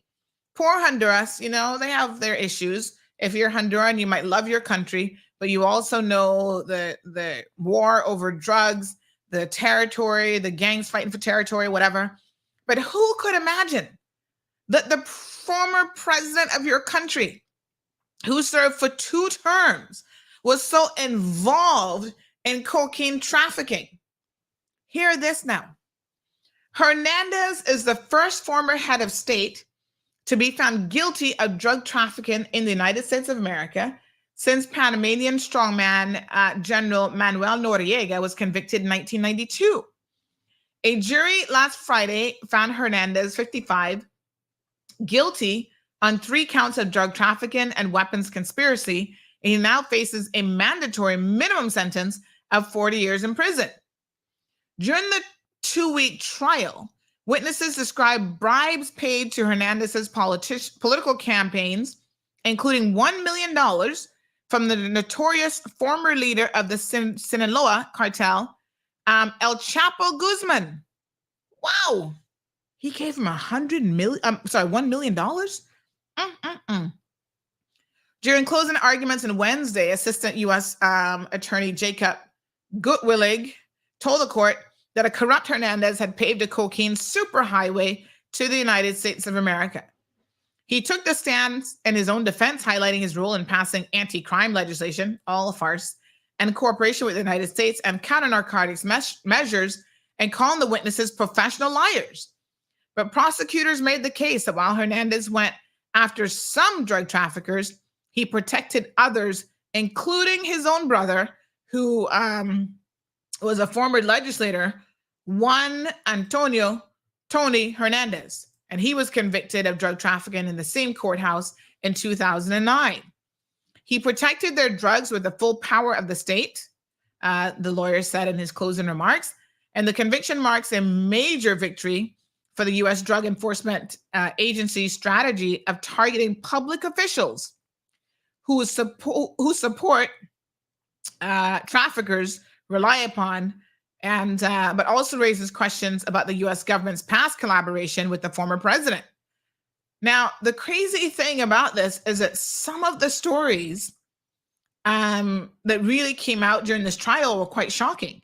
So apparently he campaigned for president in 2013 as a hardliner against crime, touting his role in the passage of constitutional amendment that paved the way for the extradition of Honduran traffickers for the first time. Here's the funny thing about it. That would ultimately be his own undoing. So he actually passed the legislation that allowed for Honduran traffickers to be extradited to the U.S. And that was the same legislation that they used against him. So drug traffickers paid millions of dollars in bribery to his campaign. Soon after Juan Orlando took office in 2014, rumors about his brother Tony's links to traffickers began circulating in the media. Tony's rise as a drug trafficker was because of the defendant's power. This is what the prosecution said. As his first term in office came to an end, Hernandez made the controversial decision to seek re-election as president despite a constitutional prohibition against it. Most of these people don't care about the laws, by the way. The following 2017 election was marred by allegations of fraud and violence, and the U.S. provided Hernandez the recognition he needed to secure victory despite calls for a new election. Wow. Oh my gosh. Even after he was clearly implicated in his brother's October 2019 drug trafficking trial, Trump, pay attention, Trump supporters, because y'all talking about he trying to clean up the U.S. and trying to keep these people out of your borders. Listen to what not what Trump says, but what Trump does. So listen to this. Trump, then the president, praised Hernandez for his help with stopping drugs. You see, that's because Trump don't read. Because if he had read and paid attention, he would know that during that trial of his brother, this man's name was all over the trial. But instead, here Trump is falsely praising the man. My God. I can't believe y'all gonna probably put Trump back in. Something's wrong with America. Anyway, when Joe Biden took office in January of 2021, he shunned his Honduran counterpart. He was arrested then in February of 2022, just weeks after completing his second term as president. He was extradited to the United States 2 months later, and then the trial began. So, folks, the trial is shocking because it even talks about how, because of him and his involvement, some almost 80 people were killed directly, probably way more than that. Here's the irony of it. While he was in bed with the narcotics people, he was also getting $50 million from the U.S. to fight drug trafficking.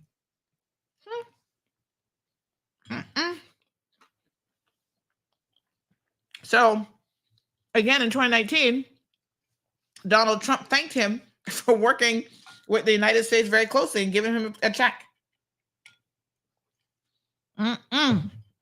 What a mess. I tell you. His drug trafficking dates back to 2004, long before he became president, and that he had facilitated the smuggling of around 500 tons of cocaine to the U.S. My God. 500 tons.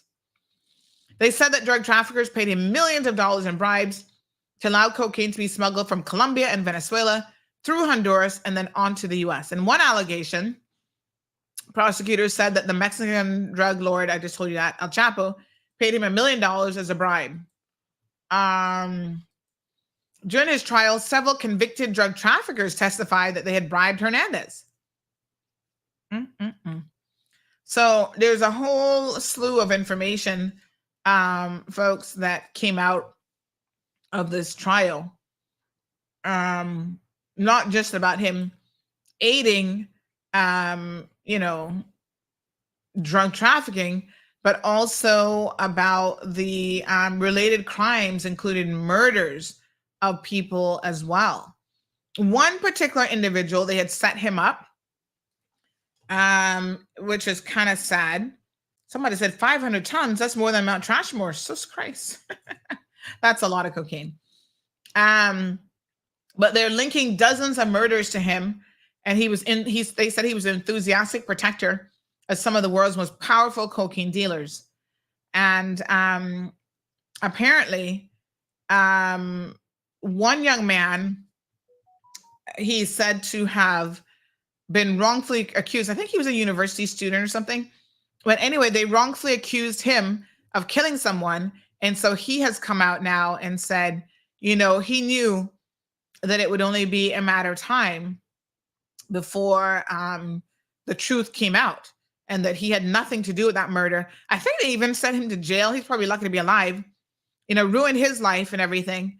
And he said, thankfully, now that it's come out, it just had nothing to do with him. So a lot of Honduran people are saying this is divine justice, and they are glad, that this person has finally been found out for what he really was. As some people say, you can fool some of the people some of the time, but you can't fool all of the people all the time. So thank you to this astute listener. They said Kevin Zorosano was the student's name. And so there's this whole story of how this young man had his life ruined because accusations were made against him, about how he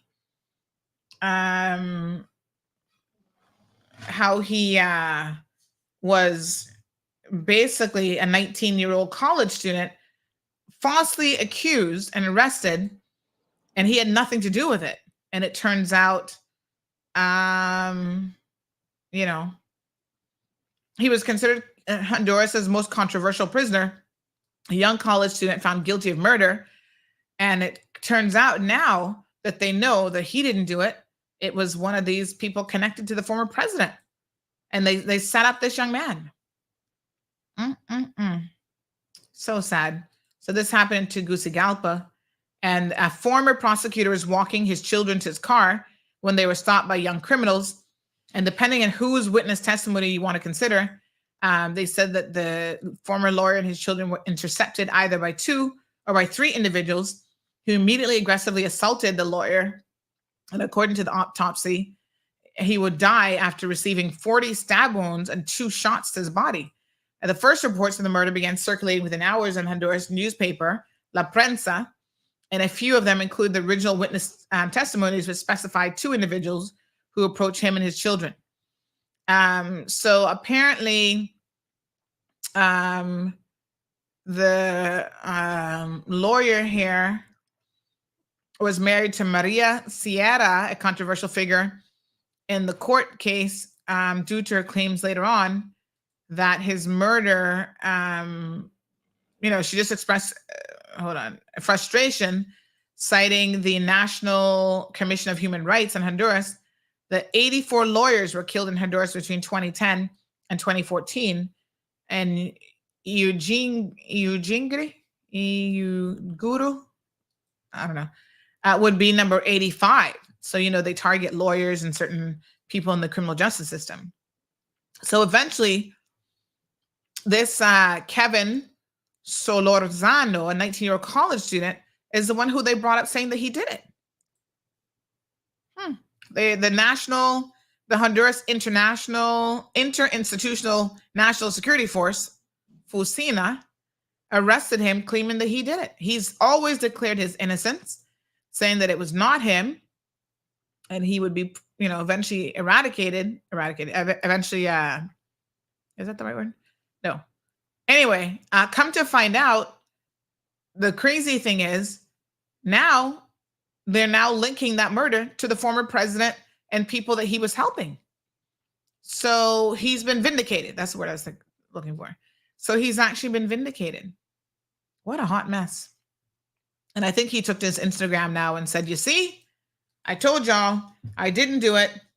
And look at who now is connected to this, the former president of Honduras. What a hot mess. The takeaway here, folks, is, I think you have to not trust your politicians, unfortunately. Too many of them are easy to buy off, whether it's $1 million, $100, $100,000, or $10,000. Trust and believe me, you would be very, very foolish to not know that even in this little small country, there are people who are being bought off on a regular basis. And so you have to have strong legislation in place to protect you against such unsavory people when they get into political office. And you always have to have checks and balances and people who are paying attention to what is happening. Anytime you see them trying to do a little sneaky link and trying to, hide their connections here, there, and whatever, trust and believe me, something stinks. And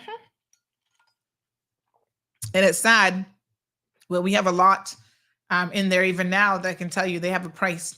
And the price really isn't that high.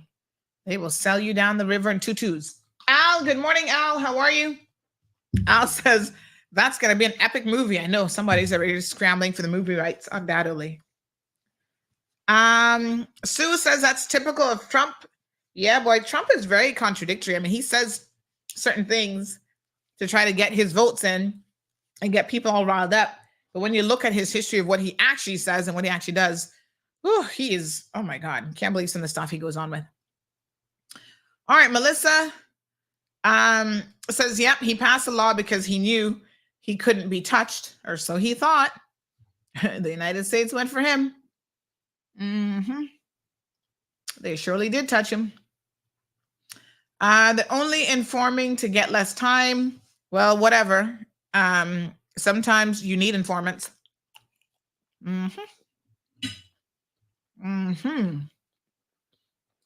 Marshall said, it's the reason why the country's in the mess it's in now. Too many corrupt and greedy politicians. Good morning, Miss Morna.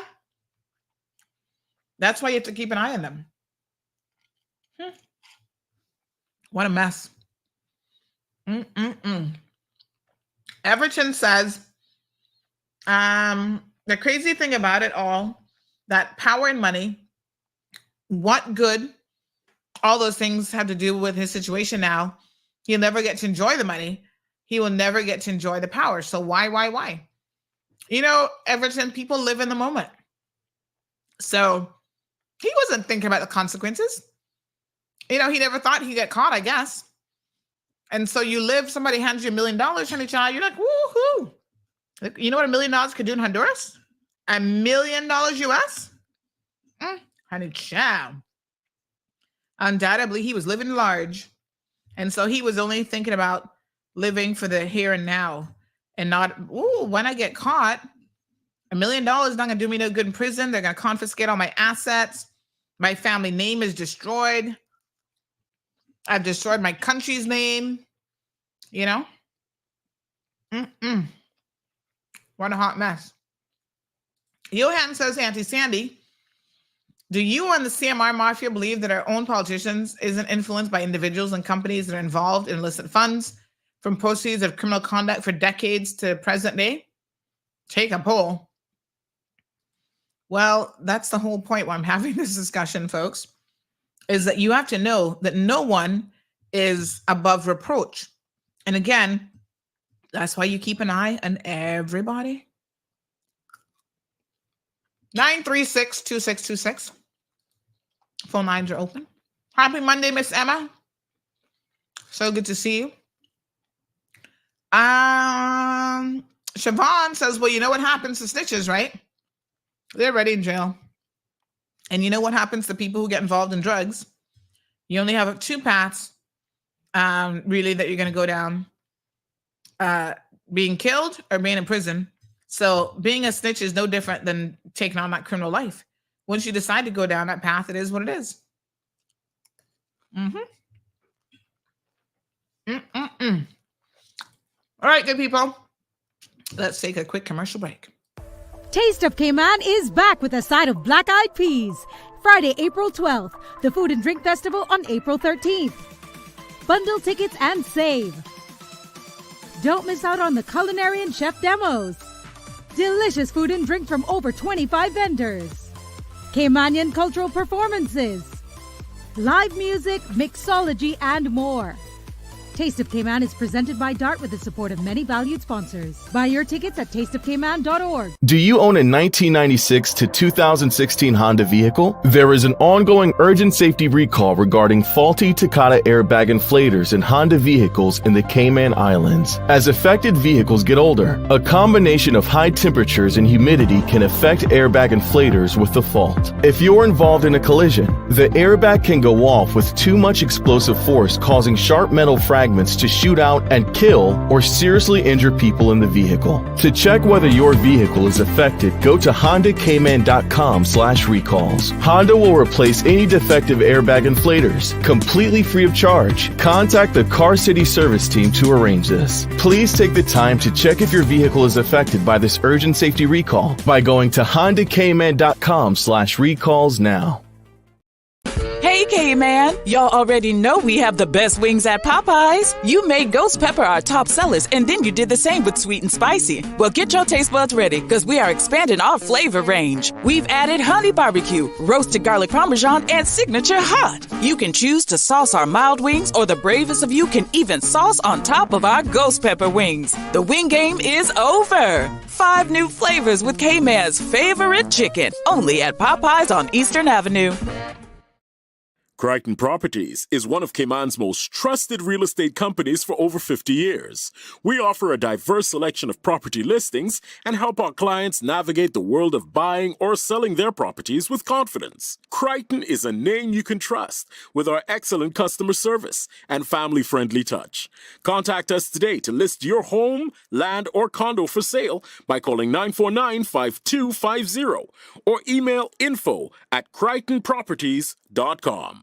Crichton Recover Personal Injury Attorneys, helping injured people get what they deserve. Did you know that insurance companies have lawyers that represent their interests? Before signing and accepting any settlement, know your rights. Call us today for a free consultation at 924-9999. That's 924-9999. Recover. Your personal injury attorneys are on standby to assist. In the mornings, no one wants to miss listening to the Cold Hard Truth or reading CMR. Cayman's #1 news platform has made your morning commute fun again. Pass this time with the Cold Hard Truth on weekdays from 7:30 a.m. Talk radio that's engaging, entertaining, and enlightening. But be careful. Some mornings it's so hot, you might run into a bit of trouble. All right, folks, welcome back. Phone lines are open. Let's take in some of your comments. I see some coming in by WhatsApp. Somebody say, I'm hungry. I'm sorry. I'm starving this morning. Starving no longer. This person says, Sandy, you're making me hungry, girl. Looks like I might have to come and beg you and Miss Stacy for a little bit. This person said they're doing Trump exactly as the Honduran did the university student. Let us all wait until the fat lady sings for the Trump decision. Oh, mess. Yeah, 500 tons is a lot of drugs. Trust and believe me. This page has a lot of the so-called people involved in drugs between Honduras and Cayman since the whole president bust. Ooh, wow. I don't see anything on that page though. I see one picture. What am I missing? I only see one photo. Okay, not sure what I'm missing here. All right. Why is any of this surprising? Do people not realize that these narcotic TV shows are based off of the real life stories? The documentary El Chapo speaks to how the government officials are paid to let the drugs through. And sadly, they kill your children family if you don't comply. What a mess.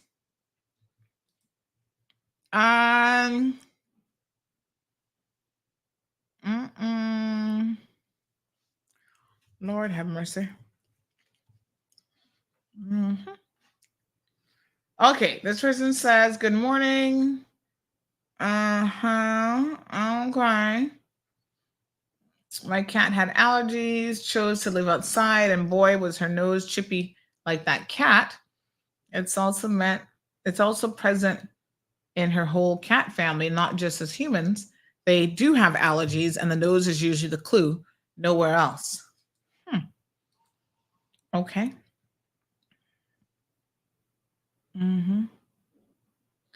So,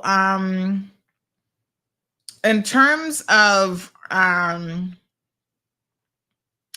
some of you asking what had happened with the cat, the person said they were actually in meetings that morning. They got the first alert and the phone into the second meeting. Since then, I was in a meeting. I was not able to ask, like, WTF are you doing with the cat? Because, they were in a meeting. This person who's familiar with my dog story says the dog tongue was even hanging out of its mouth. I'm here remembering LMAO, remembering the first time you brought the cat to visit, how your uncle asked you what the hell you were doing with this ugly dog. Your answer to him was, come on, Uncle Raymond. If this was a child, is that what you would do? My aunt remembering me with this poor dog. She was not cute.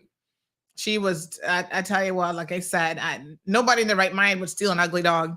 And I was already got, y'all know me and dogs. Oh my gosh, my little heart was like, oh, she needs love, because clearly nobody wasn't loving her. So yes, I do remember. Funny enough, I was taking her out and about, trying to make her experience a little bit of life. Yep. And my uncle was like, "Ew, where you going with an ugly dog?" Because they know Sandy don't walk around with nothing ugly. No, Elria, was taking my time. It wasn't that much. I just had to take my time. All right. Forgive my manners. Somebody said not nice to be eating and chewing. Forgive my manners, but when you're hungry, honey chill. I can't get up any early in the mornings than I do already because I get so little sleep. So I'm sure my audience will forgive me. Will you not? All right. Anywho, Everton says, what's going on in Haiti? Oh my God. The Haiti situation. Yes. So our poor people over in Haiti, well, they're not really our people, but them poor folks over in Haiti. Oh my God. The US, thank you. I've got my video ready for this. The US is actually pulling, I thought they did this a long time ago, to be honest, but they are pulling their people out of Haiti because that situation is crazy. Is this the Haiti video? Hold on. I think hold on. Let me see if this is the one. I got a bunch of videos I'm going to be playing for you guys to catch up on some news things. Let me cue them all up. We'll see if we can get through them. We're going to do a speed thing here because we didn't get to finish on Friday's show some of the international news headlines. But I'm going to see. Let's see if we can. I got a few funny ones for you as well that I want to show you. Okay, let me just see now if I can get these queued up. Hold on one second. I think this is the one in Haiti. But needless to say, the situation in Haiti is deteriorating. Very, very sad situation indeed. I don't know what to say, except that Haiti's a hot mess.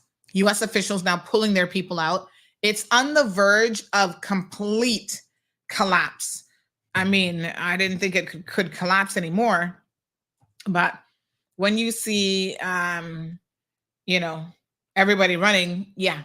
So the headlines this morning, BBC says Haiti spirals to collapse as gangs tighten grip. That was 3 hours ago. BBC News. Financial Times says U.S. airlifts embassy staff out of Haiti as violence escalates. So once the U.S. is moving their staff out, I hate to tell you, but even the Prime Minister, Ariel Henry, remains out of the country as he pleads for international intervention. Nobody's going to intervene in this hot mess. In fact, let me see if we can get Jacqueline Charles on the phone. You guys know she works with the Miami Herald. She is the premier reporter. I don't know if she's currently in Haiti for her own sake. I hope not. Well, let's see if we can call Jacqueline real quick. She is the premier reporter on Haiti. She's considered an expert on what's happening there because she reports on it so much. And quite frankly, it's just shocking and unbelievable. I did briefly speak with her last week about potentially coming on the show. Oh gosh, she might be in Haiti trying to get out. I don't even know. The State Department has issued a statement saying, poor her. She's always back and forth and trying to cover exactly what's happening in Haiti. But Haiti's prime minister holding power is untenable, according to the State Department. So there's a whole hot mess of a situation going on there. So if the country collapses, what that means, folks, is essentially the gangs will have taken complete control. And I dare say that there's no measure of nobody's safe now. And if that happens, it's going to be even worse. So they're asking for the resignation of Prime Minister. Gangs, mind you, are calling for the resignation of Prime Minister Ariel Henry, who assumed power back in July of 2021 when Jovenel Moïse was killed. And they didn't hold an election, so he kind of just took over power. I don't know who in their right mind would want to be in charge of that country. Let me be very, very honest. But anyway, they said that it's a dire humanitarian situation. Many schools and hospitals have been forced to close. NGOs, often the administrators of services in Haiti, have warned that food, water, and fuel are running low. Some 15,000 people have been displaced by the recent attacks, and the U.S. has said that some 3,800 inmates escaped from 2 prisons in jailbreaks this month alone. And they have a feared gang leader called Jimmy Cherizier, who is known as Barbecue. I'm going to leave that right there. Said in a street-side press conference in Port-au-Prince on Tuesday that if Ariel Henry doesn't step down, if the international community continues to support him, they will lead us directly into civil war that will end in genocide. So they're threatening genocide against their own people, your own people. The U.S. has urged Henry to expedite a political transition through the creation of a broad-based independent presidential college. This is what the State Department said on Friday. But of course, he's out of the country. I don't know exactly where he is. And not willing to do that, I'm going to suggest he gives that power, because listen, what good is political power if your country is literally falling apart? The country is in lockdown. The airport and seaports in Port-au-Prince suspended operations amid the latest violence. So you can't get anything in and out. Neighboring Dominican Republic closed its land border to people crossing. So they're not letting anybody over. It's just such a sad situation. Good morning, caller. Good morning, Sandra. Mm-hmm. I'm listening to you about all of this stuff with drugs and stuff from Honduras. Mm-hmm. There's a meeting just 2 weeks ago in West Bay regarding the mass shooting that we had here in Cayman. Yes. And there was a young man that got up. I won't call his name, but there was a young man that got up and he stated to the police, he actually made a statement to the police and the government that, you know, there is so much that needs to be done. Mm-hmm. Any water country or any country has had this temptation with drugs and guns and illegal and all kind of crime. It doesn't matter. That's been going on before you and I was even born.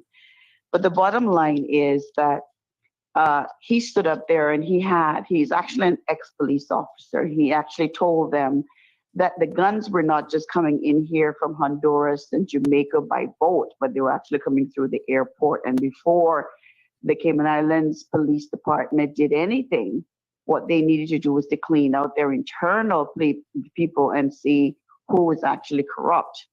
Now, I second that motion with him because that's been going on for many, many years. Mm-hmm, mm-hmm. And we've had a drug trade here from as long as I can remember. It's been here.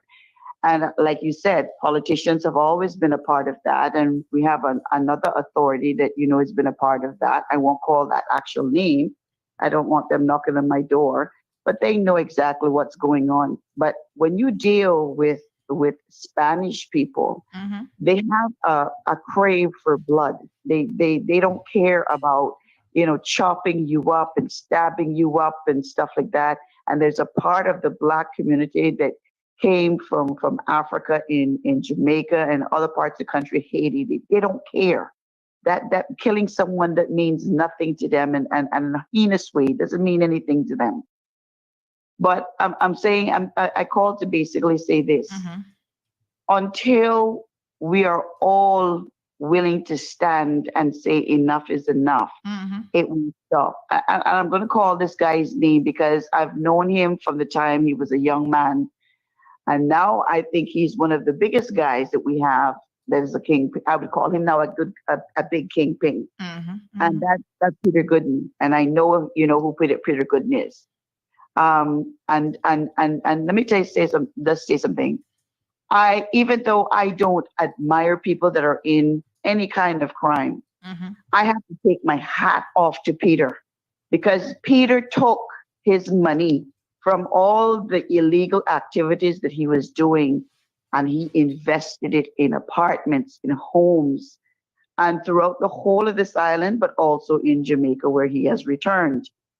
And I'm saying this, that so much of our young people here in this country are involved in this stuff, especially those that operate the boat line, but they don't have anything to show for it. Nothing to show for it. And it is really, really sad that they're putting their lives out there every day and believing this is okay, which is not. I don't condone none of this, but they have nothing to show for it. They're still living in the dump. They're still driving old cars, or they may buy a new car, but instead of them buying land, instead of them, building a school and putting it whichever district they're running this trade in, and saying, look, I am doing this, but I'm bringing my son and my daughter up, and I want them to become lawyers or doctors. Say what you want about the African people, but the bottom line is they instill in those kids that they have a duty to go out there and get an education and stand on an international stage. Whatever the white man can throw, they can throw it better. That's what they're taught. And as long as we have this kind of thinking here in our schools, in our workplaces, and turning the eyes of what people are doing wrong, we're never going to get any better, Sandra. Haiti is not that far away from us. And of course, a lot of happening in Haiti was where the US went in there many years ago. They took out stuff that was very important, just like what happened to Africa. Many went in there, they traded. I mean, it started with their very own, because if the Black people from Ghana and Nigeria and other places did not start selling off their own family members or their rivals from a different tribe to trade with the white man, I pretty think that Africa would have all of their things and all their ducks in a row, and they would be owning their corporations. Now they're learning sense. Should I say that? They're learning, and they're realizing that their diamonds and their gold and everything should belong to them and their people. Well, let me stop you there. I mean, you do make some very, very good points. So let's open that up for discussion. It is very, very interesting. Thank you so much, caller. I appreciate it. And this is a different subject altogether. Someone wanted me to mention this quickly, Sandra. There have been a couple of young Caymanians going for B1, B2 visas in the United States. I mean, to Jamaica, for their kids to get visas, just to travel, not for school. These are just the regular B2, B1 visitors visas for the United States. And unfortunately, a lot of Caymanians have been turned down. These are Caymanians that I know. There's two kids that belongs to a custom officer, very humble custom officer, and actually he had a death in his family recently. He has two of his kids. They went up to get their visas and so forth. They're not for school. And I understand someone was telling me recently that another young kid, and Jamaica has now been turning down Cayman visas. Now you can look into. We talked about this a couple of weeks ago. Okay, you did. I'm not sure if you missed that one, but yeah, I might have missed that one. And I'm not sure what's going on with that, but we need to get that sorted, because we signed a treaty way back in the 60s, late 50s, 60s, for the seamen. Even for the seamen, the United States, had this all intact. And when Mr. Jim was in the 1980s, there was someone that got their visa turned down in Jamaica. Well, Jim Borden actually went and met with President Carter, who told him it was actually wrong for us to do that, because we had signed a treaty with them, so that we were basically one of the only countries that had a waiver, and it was developed more for our seamen, to catch boats from port to port. So I'm saying this, that perhaps you can definitely contact the powers of be, which is the deputy governor, to ensure that we are not being treated this way, because I can understand that there's many times when Cayman Airlines has gone in and I've gone in for treatment over the last couple of years. I've seen not one, but 6 officers meet our plane. And obviously they must have been contacted because of a special reason. But I've seen 6 of them meet our plane, and I've seen several of them meet when the plane is about to depart. They watch that plane as well. Now, I don't know what all of that was about. We, like I said, we have covered this before. Yeah. And the U.S. position is very, very clear. But let me try to see if I can actually make a phone call about this. Yeah. All right, my dear. So, thank you so much. yeah. I appreciate it. Okay. Thank you, dear. Take care. Okay, dear. Bye-bye. Bye-bye. Yes, we did actually talk about this in good detail. You guys might remember this just a couple weeks ago, in fact, because there was this conversation about how a particular sitting minister of government had basically had an issue with his visa as well. I think he might have lost his visa. And this seems to be the approach, if you guys listened to the show that day. And I think we were going to clip it and re-air it. So I'll see if I can find the link and post it again for you guys to go back and listen. But the U.S. Seems to be taking a very different position when it comes to visas at the moment. And yes, they are turning people down. I know personally of a lawyer who traveled to Cuba, had their ESTA canceled as a result of those travels, and then turned around and applied for a visa to enter the U.S. because that's what they tell you. You can no longer get the ESTA, but you can get the visa. And they actually turned down the visa as well. And this is an attorney at law who needed to go for a work conference, and he could not go to the work conference. And they told him, apply in a couple more years and we'll see how we feel about the situation. So it is a known thing, and we've talked about it already, that they are turning down U.S. visas. We can try to see if we can get France Manderson on the phone, but I can tell you the position is very different. I don't know anything about Mr. Bodden meeting with President Carter. I don't know if that's an actual real story or not. But the United States of America does not care. I want y'all to understand me very, very clearly. We are but a dot on the map somewhere to them.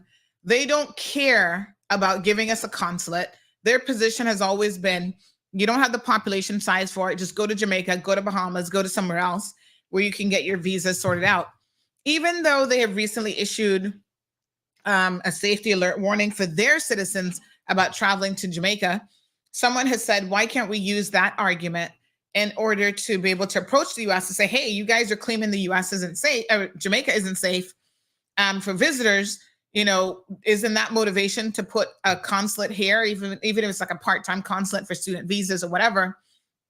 And what I understand is their position is not likely to change, because they're going to say, hey, that's a warning for our citizens, not for anybody else. Like, we're not warning other people about not going to Jamaica. That's on your government. That's on you all to figure that out. We're warning American citizens who do not require a visa. So there is a real issue here with the U.S. not caring very much about what we think or what we want. Good morning, caller. Sandra, it was just me that was speaking to you, and I've been listening to you saying whether you don't know if Mr. Jim did it or not. Well, I think you just need to do that research to find out whether I told your truth, because I don't like. No. I'm actually about to make a phone call right now. Let me tell you this, and I heard what you said, that the U.S. doesn't care. Well, let me tell you something. If we had people like take everything aside, everything personal that is going on with Mr. Bush. I want you to listen to me very carefully. Mr. Bush stood up when the UK wanted to push down taxation into our throat. He also was against the LGBT, same-sex marriage and all that sort of stuff, and for years. What I'm saying to you is that Mr. Bush stood up for this country and said, if you want this from us, you got to give us this. If we had him and we had Jim, he was the closest thing to Mr. Jim, because Mr. Jim made it very clear that if you were not Caymanian, you couldn't fly in that airline. He built that airline to make sure that Caymanians had their stamp in the world. And let me tell you something, if we had politicians that could actually stand up and say, look, you can't treat our people like this. They treat us accordingly. If we've done something, we've broken the law, whatever. But if we had politicians that could actually sit there and hold an argument or bring it to the table and actually fight for us, and too long we've had not many that could actually stand up there and fight for us, this couldn't happen, because too long have we been sending our students over there to get visas. Everyone is running over there. They're making a pile of money. Why can't we not have a part of that? Too long. They can have a council here to help their people, but we don't have anything to help our people? Come on. It's too much happening in this country, and it's too long. A lot of their money is shipped here. All you can see us for is on every Hollywood movie that they have, the United States, money's being laundered. That's what we're known for. But look, in reality, this is what lawyers have been doing here for ages. But the bottom line's for through shell companies and many other ways. But the bottom line's private jets and everything flying in here with briefcases and walking out of our airports. But the bottom line is, I'm saying is here, our politicians need to be able to negotiate and stand strong for our people. Thank you, Sandra. Take care. All right, my dear. Okay. Let me see. I mean, I hear you, but the U.S. might still not care, and they might not care what your politicians say or what your politicians do. The fact that we think that we have any real power over the United States of America, to me, is almost a laughable situation. But I want to double check the Jimmy Carter story, because I, for one, have never heard that. So I think that would be very, very interesting if it did, in fact, happen. And the person who's responsible for this whole area happens to be the deputy governor. So let's call the deputy governor. And don't forget, folks, tomorrow we actually have the governor coming on the show. So tune into tomorrow. And maybe this is one of the questions that we can ask the governor as well, because the UK deals with international affairs on our behalf. So if we're not able to get Mr. Manderson this morning, we can certainly ask the governor this question as well. Let me see here. Let me see. Somebody says, okay. Mr. Manderson, not answering this morning. I don't know who else would be well versed on this, because I do know that Mr. Manderson has communicated with the U.S. authorities before. And in fact, we have reached out to him here, and this was what his response has been. We have asked, and this is also the previous premier shared this as well, because they keep asking, the Americans keep saying no. We've asked the Americans to visit Cayman from time to time for visa purposes. However, we have not been successful. Now that our population has increased dramatically, we can try again. But essentially, their position has always been no. He went on to say, unfortunately, we can't tell the Americans what to do. I'll raise the issue with our contacts. So I know y'all think that we have that kind of power, that little old Cayman can tell big boy Americans what to do and what not to do. But I don't think that that's how it works. I mean, they can get up and say whatever they want. It's like McKeeva, railing up against the British. That hasn't accomplished one single thing for Cayman. Listen, if y'all want to go independent, let's do it. Let's go independent, and then y'all can stop complaining about the British and the Americans and everybody else trying to tell us what to do. But until that day, until that day happens, I'm afraid that you have to understand the restrictions, and the restrictions are not just about us. It's not about our politicians trying to tell the United States government what to do.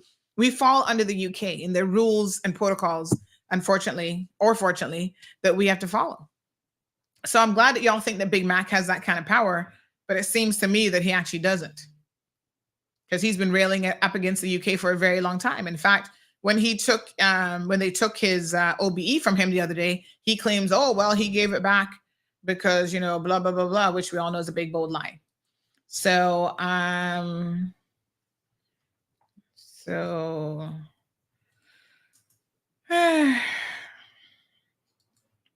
it is what it is. But yeah, I wish that we could reach Mr. Manderson, because that would be a really interesting question to ask him. Let me see if we can, because I know even the former premier, they have been trying. It's not for lack of trying. And I don't think the right attitude is to roll up on them saying, oh, if you don't do this, we're going to start doing something to you guys, because there's very little that we can do to impact the U.S. in the big scheme of things. I hate to tell y'all, but we probably need them more than they need us under any possible circumstances. El Rey says it's not that simple. No visas until 2028 in Jamaica. I mean, listen, the U.S., they have stripped politicians all over the world from having visas. They've taken a stern approach with Jamaica. They're taking a stern approach with us. And so, it is what it is. Dean says it's so sad that no one's going to help Haiti. The world preferred to let them Black people kill each other. Oh, the other thing that caller said, which I found was interesting, is about in Africa, how they're kind of like taking things back. Listen, we got to recognize that we have had external influences all over the world. So all over the diaspora, I guess, Africa, the Caribbean, and elsewhere, even Asia. Foreign entities coming in and doing reaping and pillaging and doing their damage. But to be very clear, a lot of times they would not be able to do that without the help of your own people. So whether it's the situation in India, whether it's the situation in Africa, during the slave exports, who was exporting those slaves? Africans. They were the ones loading them up on British ships and sending them halfway across the world on these voyages to be used as slaves. Millions of their own people were sold into slavery, and it was the Africans who participated and who benefited from that whole situation. So don't be misguided that just because your own people are in charge, they're going to do a better job. Hello, look at every single African nation. Yes, we're no longer going to allow the white man to come and pillage our country. That's great, but we're going to pillage it ourselves. We're going to have internal civil wars and kill each other. One of the worst things that's happening in Africa right now is, let me tell you exactly which of the African countries, where they have the, oh Lord, what's it called? Where they have not just genocide, but where they are raping women. There's a whole thing with them raping women as a sign of, this is the DRC, right? So rival militaries, militias, and armies battle for control over mineral-rich territories in the Democratic Republic of Congo. And what they're doing to exert their power over, each other is women are always the brunt of it's just so sad, of gangs and militias. And so they are horrifically raping and assaulting children and women. I'm going to share this link because y'all need to educate yourselves about what's happening everywhere in the world. They know that if they attack women, women are the fiber of most societies and of most communities. And if you cripple the women of these countries, and then because of their ignorance within their own communities, once you're sexually assaulted and you're a rape victim, you're an outcast. So they outcast you out of the village. So they have actually established an entire village of women that have been raped, and they have to live together because they're outcasts to the rest of society. And sometimes they go in and they rape entire families. And this is how they destroy their own people. Your own Africans are doing this to each other. So don't get me wrong. We're saying, yes, it's not great for other people to come in and take your resources and whatever. But at the end of the day, it is really an issue of your own people sometimes doing it as well. And I dare say it's far more hurtful when it's done from the outside. So very, very sad indeed. There's another interesting one about Nicaragua as well that I was watching last night about the sheer violence of, gang activity and so on against the women again of Nicaragua. Not Nicaragua, sorry, El Salvador. El Salvador is considered one of the worst places in the world to actually be a woman, because when they kill you, it's so interesting. They kill the man. They might just shoot a gang member, shoot the man, whatever. when they kill women, they brutalize and torture them. And so it's this whole machismo thing within the Latin American community that is driving how they treat women. So I don't know that our own people are the best at managing their own affairs. History has proven the opposite. You look at every single country practically that has gone independent. Yes, we're going to go independent. We're going to run our own affairs. And they end up screwing everything up. The internal corruption is just rampant.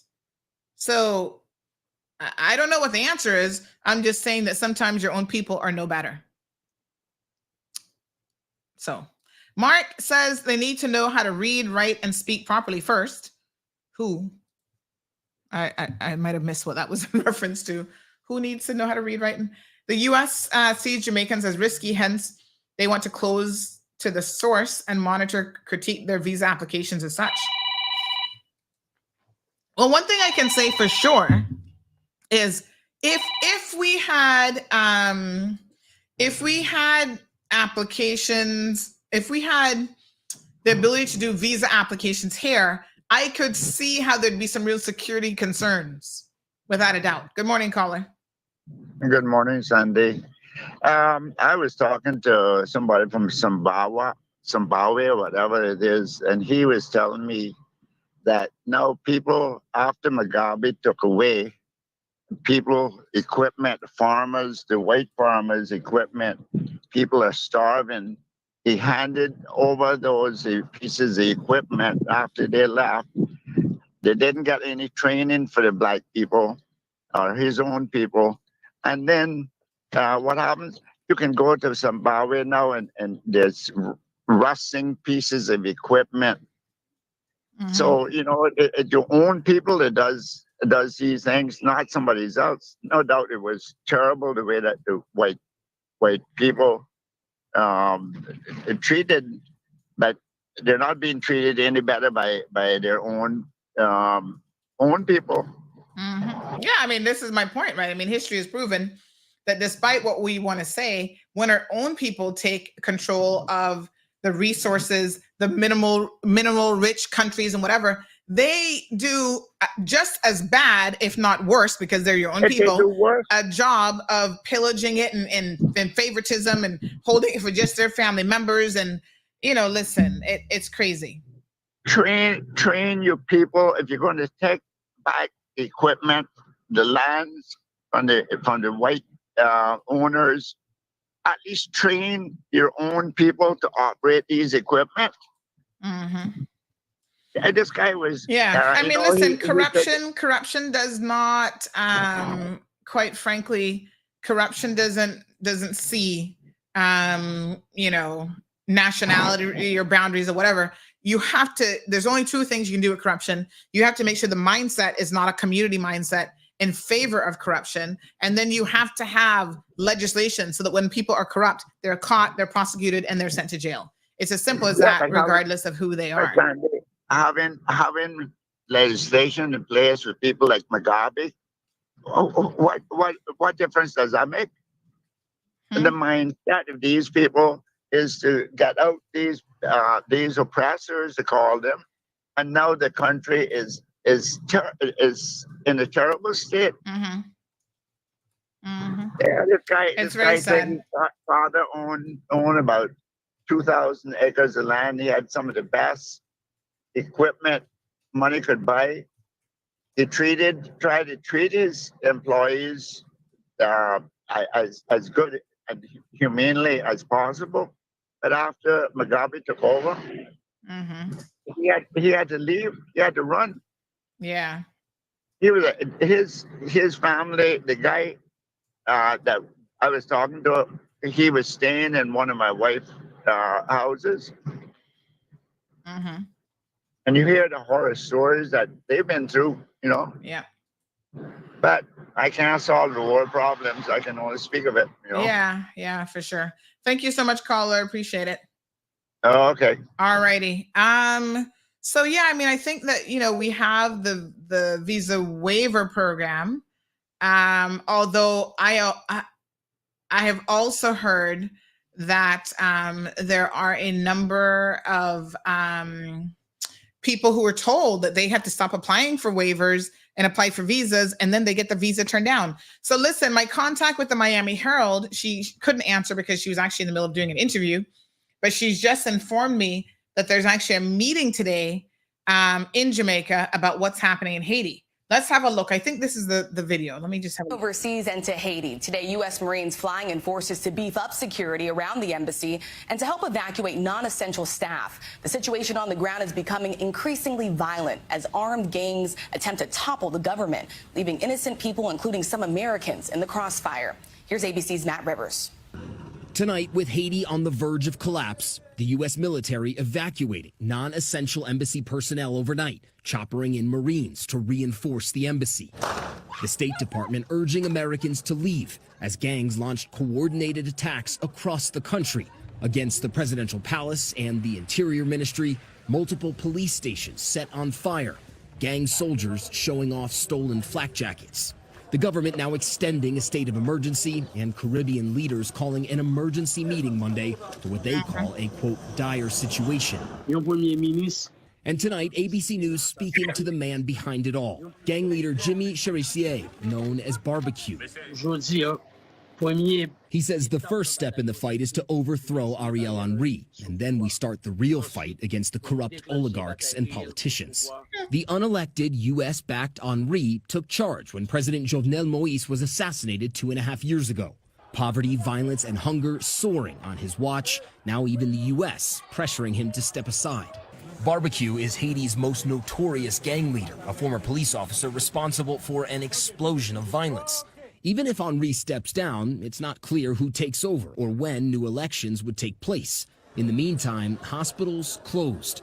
Thousands of criminals have been freed. Access to food or clean water increasingly scarce. Ordinary Haitians, innocent people, suffering.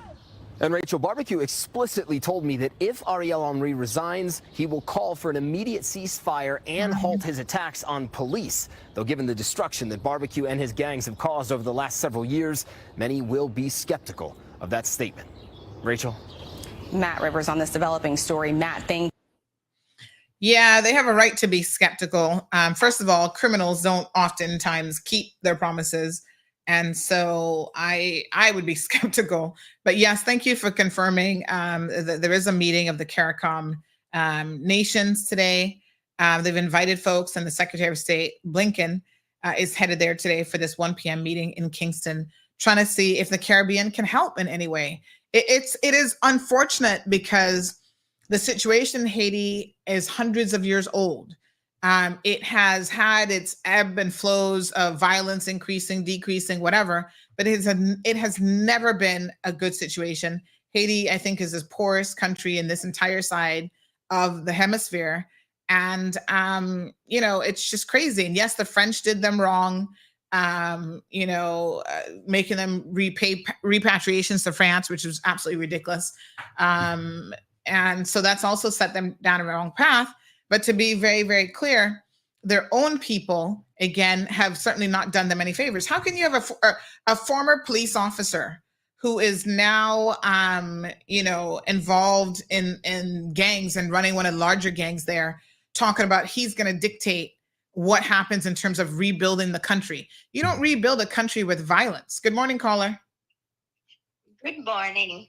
I'm not sure this is the right minute to call or say this, but I was listening to the part about the Jamaican embassy, the visas recently, and I definitely don't pretend to know everything, but I was reading in the Jamaican paper recently where there was an incident between the Jamaican government and the U.S. government where they asked for protection of a partner for an embassy worker. And the Jamaican government said, no, in their country, it is illegal for two people of the same sex to be married. So they were not willing to offer that protection, as that is illegal in their country. So I know that there has been some bad blood, some dispute between the Jamaican government and the U.S. government recently. Yes, I did remember hearing something about that.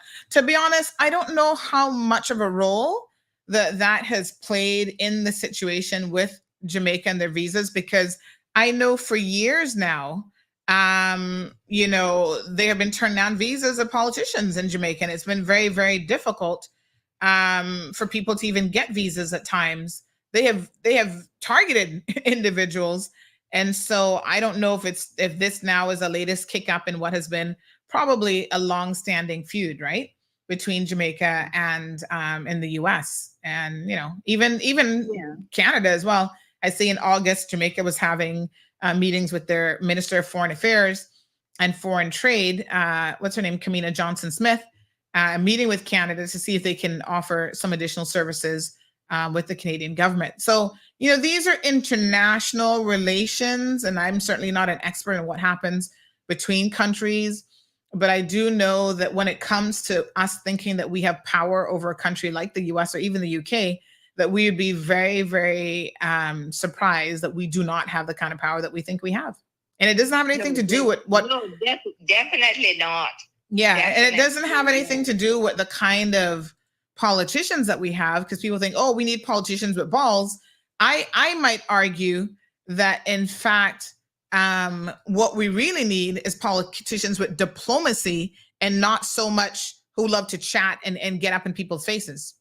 What you say? What a saying is, you win more bees with honey than whatever. Yeah, sometimes it's not what you say, but how you say it. Yes. Ma'am. Thank you so much for the call. I appreciate it. Thank you. All right. Dear. Okay. Bye-bye. So we even see here, back in last year, the Independent newspaper was reporting that Jamaica is calling for visa restrictions for its citizens traveling to the UK to be dropped. A state minister has confirmed after they did the whole Windrush 75 celebration. So even poor Jamaica, one of the few countries, or maybe the only country left that still has the Queen as head of state, as an independent country, was having issues with the UK and visa restrictions. So listen to me. We need to be realistic. Jamaica is excluded from Canada's partial visa system. And so whether it's Jamaica or Cayman, we're a little, drop in the bucket when it comes to these countries. And if they dictate a certain policy towards us, then we understand that these bilateral agreements can be very, very interesting and not favorable to us at all. So I think even Jamaica's Governor General back last year had some restrictions or something put in place. So yeah. Yeah, I mean, it is what it is. And again, I think that the way you, I wonder if Premier Panton might be willing to take a call on the fly this morning. Let me see. I think that the way you approach these situations is not all balls on fire, ablaze, and running off your mouth with these people and threats. But perhaps what you do is you come in with a more conciliatory approach, where you try to argue the benefits for both sides of having a visa system here in the U.S.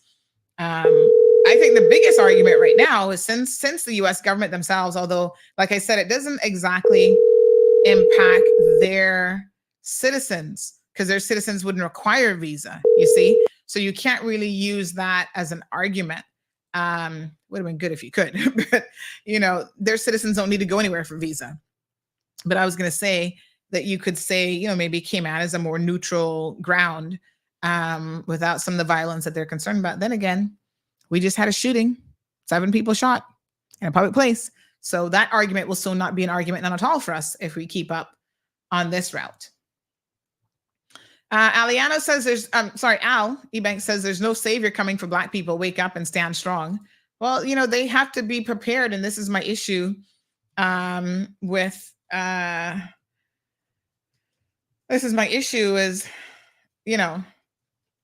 they have to stop the nonsense in terms of the internal fighting. They've been self-governing for a minute, and they will just continue to reap he's talking about, he's riling up against the state and the police. That's not what's happening here. The poor people of Haiti are the ones who are being attacked and killed, innocent people, and raped, and the most. It's just ridiculous what's happening over there. To even cross the street, you have to get permission, to go on certain highways. It's just very, very dangerous. They're kidnapping innocent children and sexually molesting them, and then, leaving them in the streets. Who do they think this hurts? This doesn't hurt any white man halfway around the world. This isn't going to hurt France. This isn't going to hurt India, or not India, France or the UK, or anybody else for that matter. So I am really, really shocked at the stupidity of so-called Black people when they're talking about they're running their own affairs. Armed gangs continue to control much of Haiti's capital port. So stopping food from coming in and out of your country makes zero sense. I don't understand the logic of it. They're not helping anybody. Ugh. It makes no sense to me. And of course, the international community is like, what are we going to do? This is the problem. When the international community does, it's like damned if you do, damned if you don't. When they don't get involved, they're lambasted for, if this was a white country, you would have gone in, blah, blah, blah, blah. Well, look at how well that's played out for them. Whether it's Iraq, Iran, wherever they go into, because they don't know the internal politics of it all. So when they go into Haiti, who are they going to trust? Barbecue? A gang leader himself? Listen to this one. Hear this.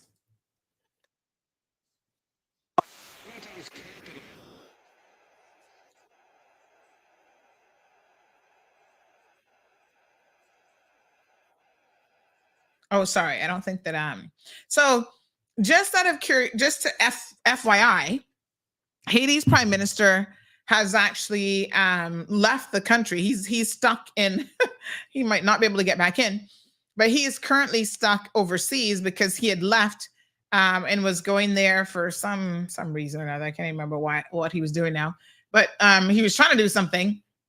Now he's stuck overseas and might actually not be able to get back into the country none at all. So they have a prime minister, but technically he's not in the country. So he may have, they've shut down all the ports, he may have to remain in exile.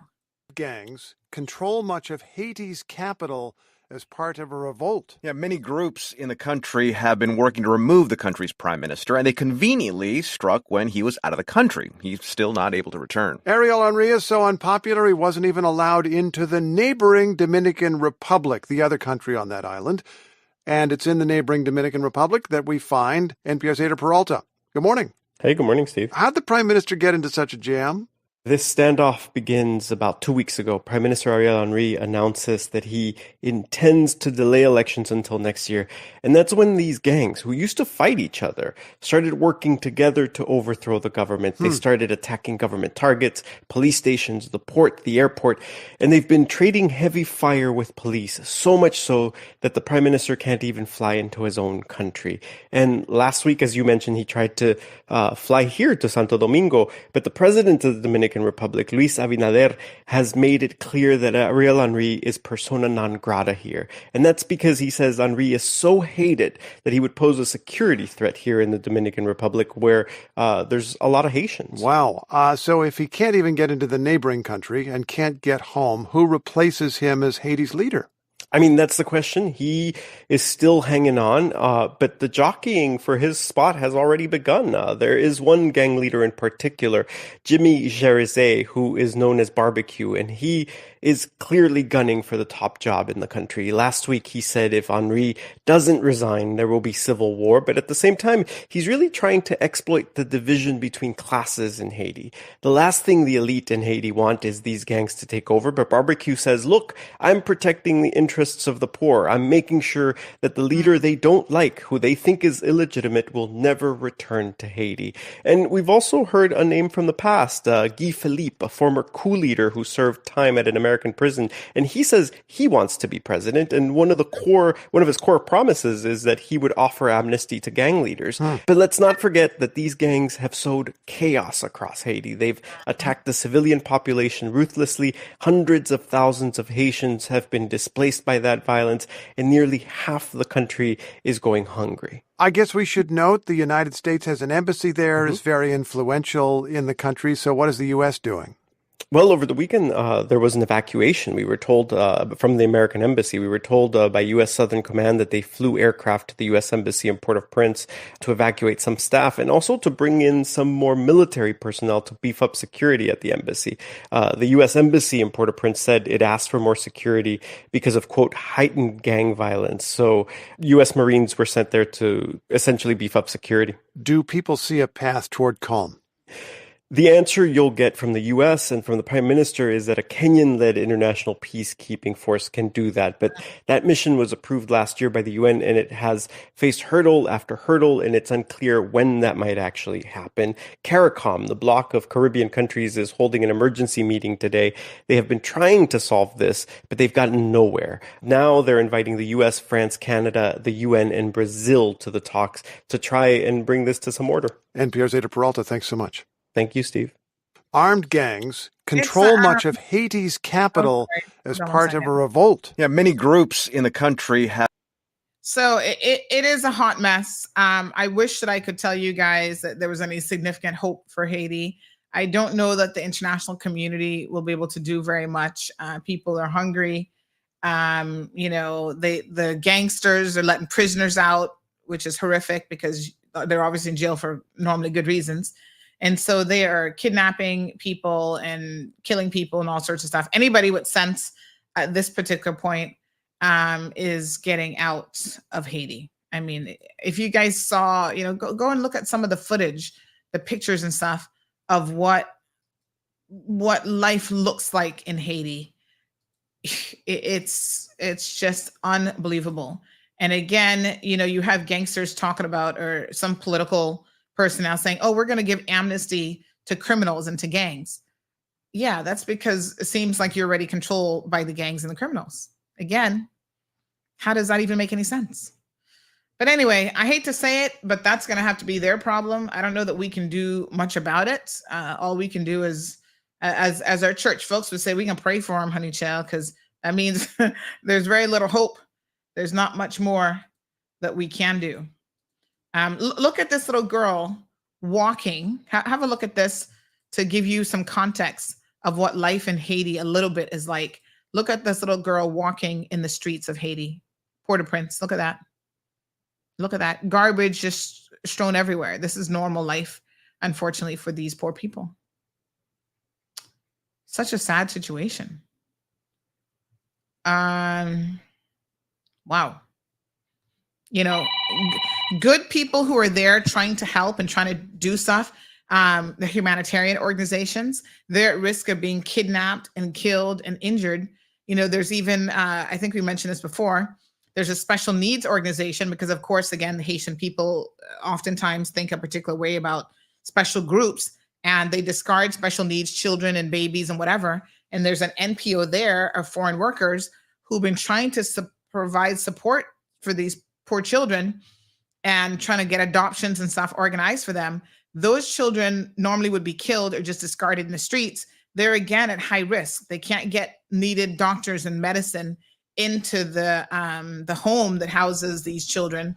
And so, some of them need anti-seizure medication and other things just to be able to survive.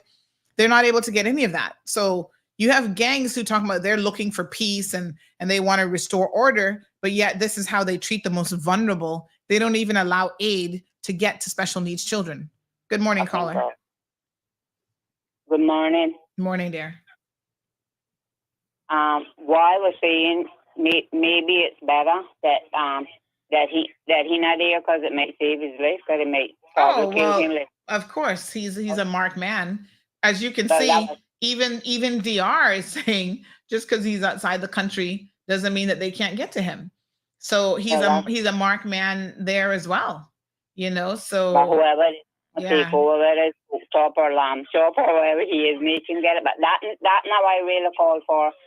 Why I call to ask, if I understand right, where they say that people been going to Jamaica for American visas with demand passports and they're being turned down.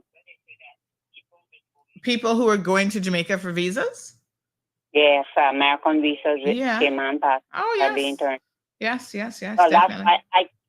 I keep telling people that not because you go that they have to give it to you. And my visa been up from 2005, but I never went. And then I understand, I was told that if you go to Jamaica, they better just stick to this waiver that only people with Cayman passport can get, because you can still get in. But what I'm saying is, if you go there trying to get the American visa and they won't give it to you, then you'll be turned down here too. So then you will still be cooked. You won't be able to go at all. So I think it's better to just stick here, because like I say, mine been up from 2005, and I never did. I said I would go in, but then after I hear all this stuff, and then I'd ask the passport office if what I heard was true, and they told me, and I think it's on one of the forms when you're filling it out, or either on the information that they're giving you as to what you gotta get when you're filling out the forms for the visas and things, that if they refuse you the visa there, that they cannot give you the waiver here. And I think Colin had told me that, if I'm not mistaken. Because I call and ask, because I don't like to say things that I don't know that is true. And then I say, well, we've got an option still to get in, so I will just stick with the waiver. Yeah. All right, my dear. Thank you so much. I appreciate it. Yeah. Okay, honey. 936-2626.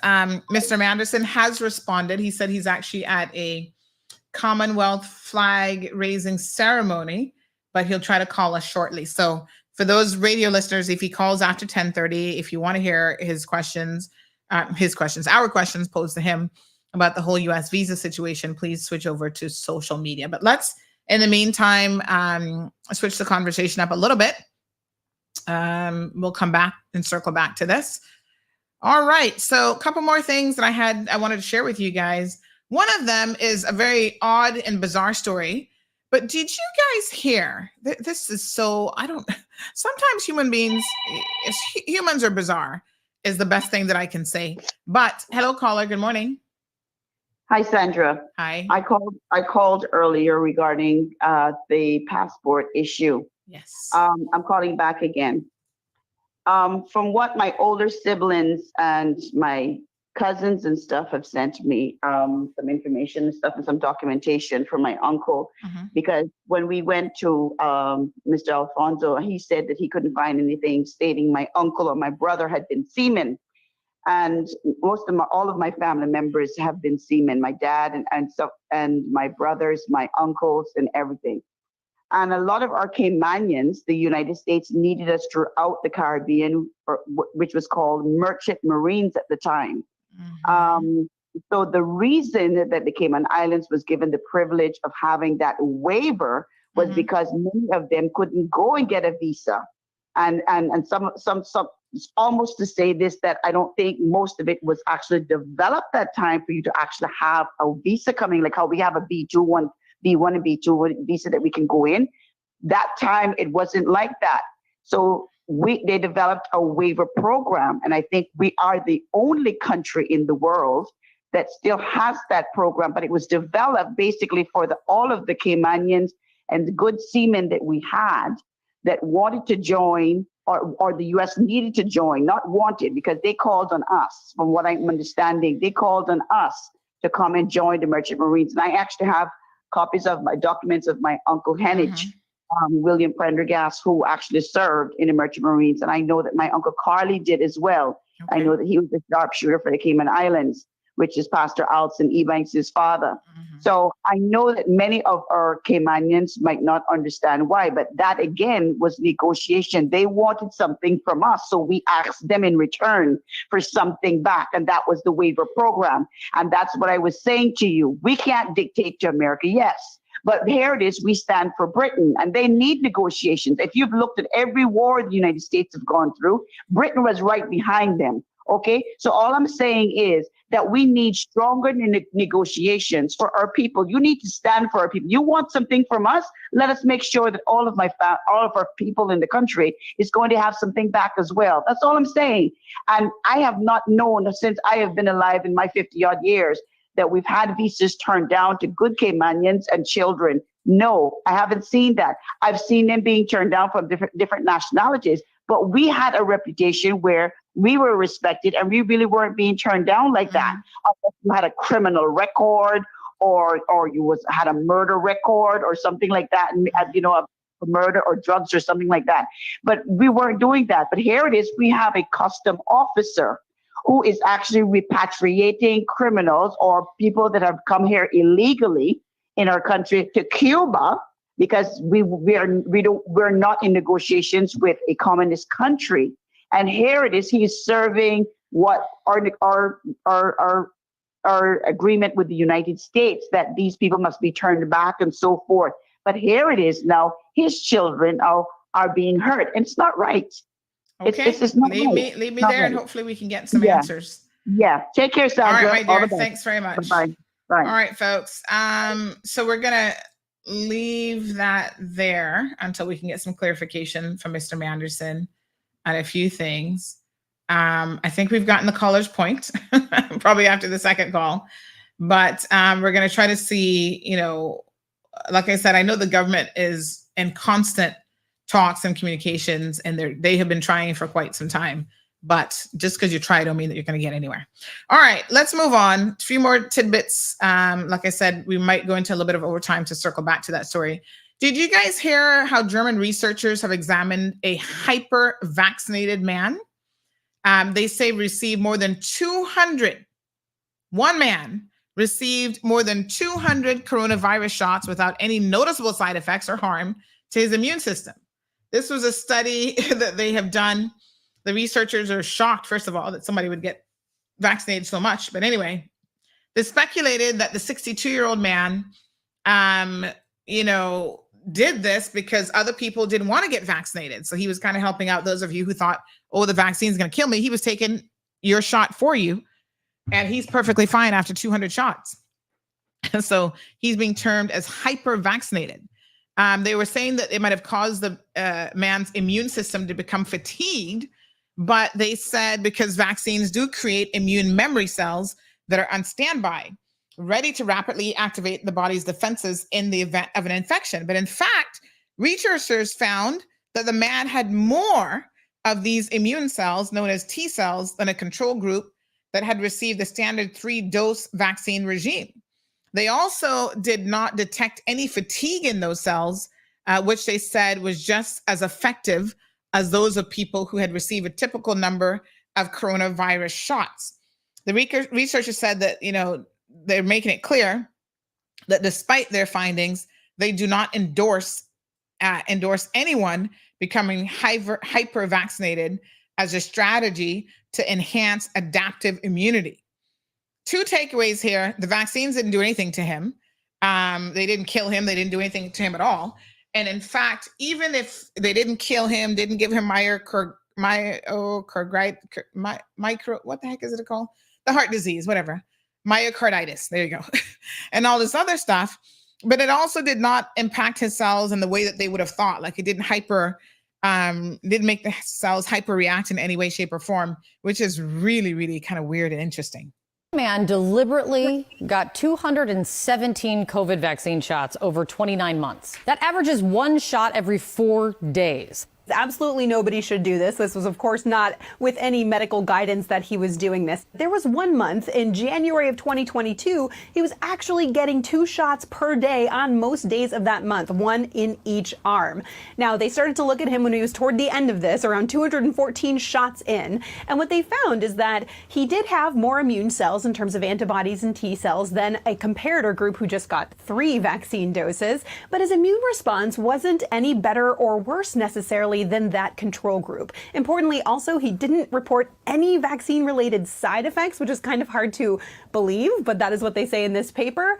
And he never got COVID, although they say they don't know if that's because of all these vaccinations or because of his behavior or something else, guys. But this guy considered a walking experiment, but he is okay.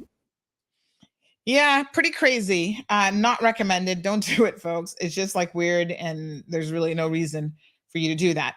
So someone says the U.S. visa waiver program, this is an elder member of a community who's in his 80s, was actually arranged by Mr. Bernie Panton, who was a deputy commissioner, and Captain Southwell and Del Bodden with the U.S. State Department. It applies to British subjects residing in the Cayman Islands. The main reason was that the seamen were required on their ships at very short notice, and there are more restrictions. So this person has sent us this bit of historical information on how we came about to have the U.S. visa program, the U.S. waiver, program in place. Okay.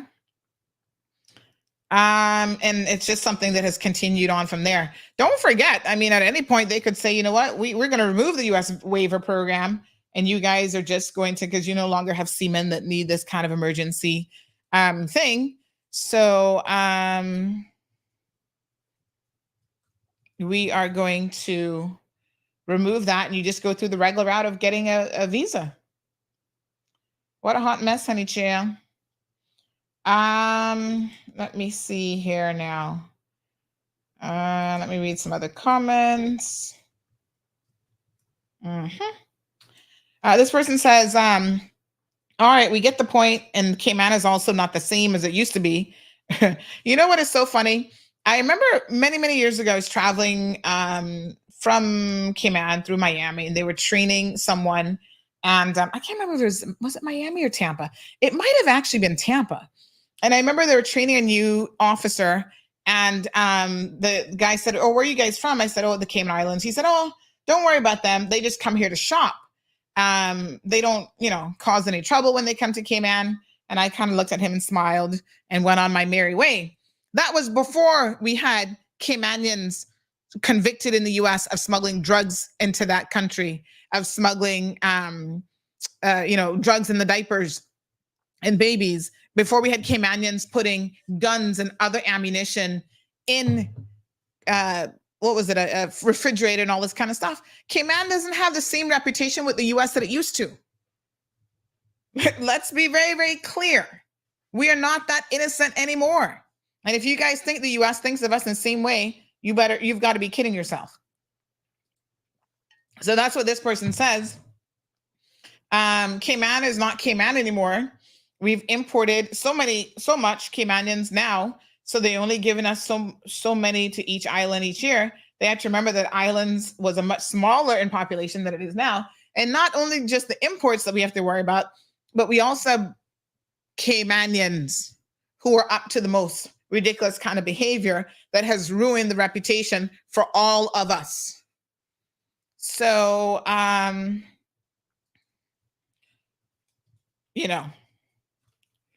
yes. What a hot mess. I think we have way less leverage than we used to before. Okay, honey chill. All right, here's another interesting story. This one I found, it made me chuckle a little bit, and I don't know how great this would be for Cayman, but anyway, Amazon now can ship you an entire house. Y'all know I love me some Amazon. They can ship you an entire house to your residence that you can build and put together. Not likely to survive a hurricane for sure, but check this little house out. Because again, these things are going a little bit haywire in the United States of America. We're over there. They can't afford, for the first time in like 30 something years, the size of the average American home is actually being reduced. So here is an example of what people are having to resort to. They're having to resort to, building a house from Amazon out of a box. Arrived. Let it fall. Jit. It's like a rectangle. Looks kind of small. Yo. Oh my gosh! Oh, it's loud in here. It's pretty nice. What's the point of windows? Can't even see What do the outside. windows do? Oh, the bathroom. There's a whole bathroom. Isn't it nice? It's just like kind of small. What's up with all this? Wait a second. Is this like half built? Like it folds. Oh my gosh. Oh, that's cool. That's what my laptop does. Yo, the entire house has to fold out. Kind of like a puzzle.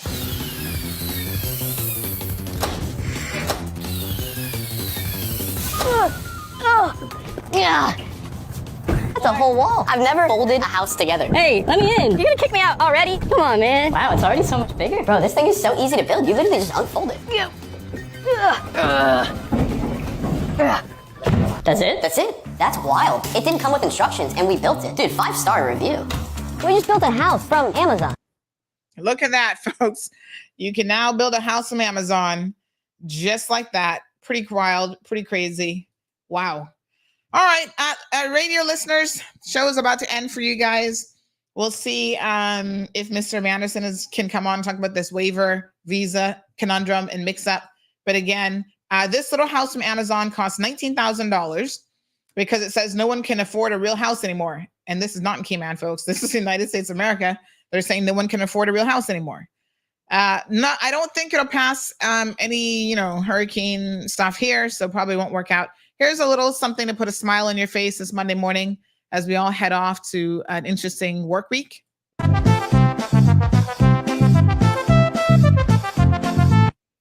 right, there's the dog doing the hula hooping, folks. Okie dokie. So those are some of the things that are trending all over the world this morning. El Rey says that better be bolted down well during hurricane season. Yeah, that's not going to pass planning. Listen, that won't pass anything in Cayman surrounding planning approvals at all. But in the United States of America, I guess depending on where you live, it might be okay. You're not in a hurricane belt. You're not getting flooded out. That's the other side of America. You're not prone to fires. Maybe that house will work for you. I don't really know. So Gabby says basically it's a folding container house. It's so interesting that you just fold out the walls and push them together, and then that's it. Hunter is in the comment section. Morning, Hunter says, I suggest staying away from Moderna and opting for Pfizer. He's wondering what brand of vaccine that was. I'm not sure. We'd probably have to look at the study to get all of those details. He also says that international people need to step in and help Haiti. I think that unfortunately that has been done before. And I don't know. It hasn't helped very much. What a hot mess.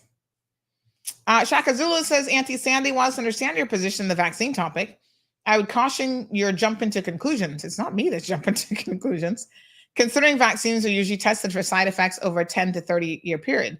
Well, I want to remind you that the underlying drug for the Pfizer, and I think it was Pfizer and Moderna, had already been tested and was being used in other applications for some 40, close to 50 years. The whole mRNA technology was there and had been used and was being used for the past 10 years to treat cancer patients. But because y'all don't know anything about that, when COVID came around, y'all would jump into conclusions without doing any respective research on it. I'm just saying.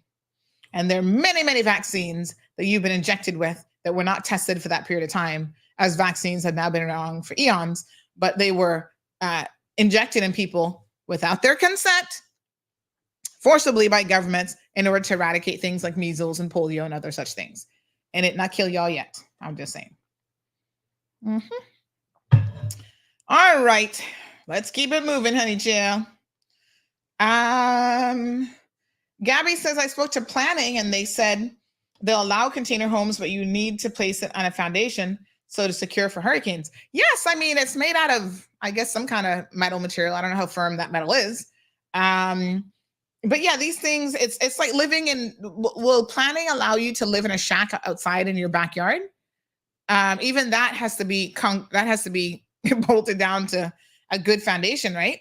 But it's not built for that purpose. So you're not gonna be able to get a CO for that. But I think in principle, they're open to the use of container homes. So I don't know, honey chill. What a hot mess. All right, so tomorrow we're supposed to have the governor on the program. Make sure you guys tune in for that. We can certainly ask her about the whole visa waiver thing to see if she has any thoughts on that. And then let me see here. We will take some calls, but I'm asking you guys to please obviously be on your best behavior tomorrow. Be respectful if you have a question or comment, and keep it short. I mean, her time is valuable. We want to, if you guys have any questions or comments for her, we want to take as many callers as possible. So no 10-minute phone calls tomorrow, okay? Get to the point and keep it short. Hunter says, I believe there's a minimum of 2 containers and they cannot look like a container. That's the requirement. Looks. Well, apparently they're very easy to integrate into other things so that they don't look like a container. So I don't think that that's probably a major problem, but yes. Okay, honey child. Mm-hmm. All right. Do I have anything else for you? Mm-hmm. All right. Gunmen kidnap 15 children in yet another school abduction in northern Nigeria. Oh, those poor kids. Good morning, caller. Welcome to the program. Yeah. Hey, morning, Sandy. Nice to see you there. Hi there. I just wanted to touch on that last very brief statement you made on the vaccine or vaccines taken. I think it's 217 shots specifically in Germany. I just researched it. I heard about it before, but I didn't look into it. But I felt it was necessary to have a brief look into that, as you mentioned it. And I did so because the way it was mentioned, it may have been given a perception that it indicated the efficacy of the current coronavirus vaccine program. But in looking at that news article very briefly, those vaccines were not 217 shots of the coronavirus vaccine. There were a litany of different immune builders and different things as this man was doing. He was 60, I think he was 62 years old. I just looked at it briefly because a number of things came to my mind as I listened to that. The very risk that doctors would put themselves into to give one individual that many shots is quite risky, and they would not want to take on the liability of giving someone that many shots. So that raises questions, even as the news broadcasters question, wow. So I would caution you not to leave that out there so broadly, because there were not 217 coronavirus vaccine shots. No, I did see that he took, you have to specify the details. So, let me specify the details since you're asking. So the research team said that they had seen official confirmation of 134 vaccinations, which included 8 different vaccines, including various mRNA vaccines. They looked at previous blood tests the man had given over multiple years and also examined blood samples as he went on to receive further vaccinations.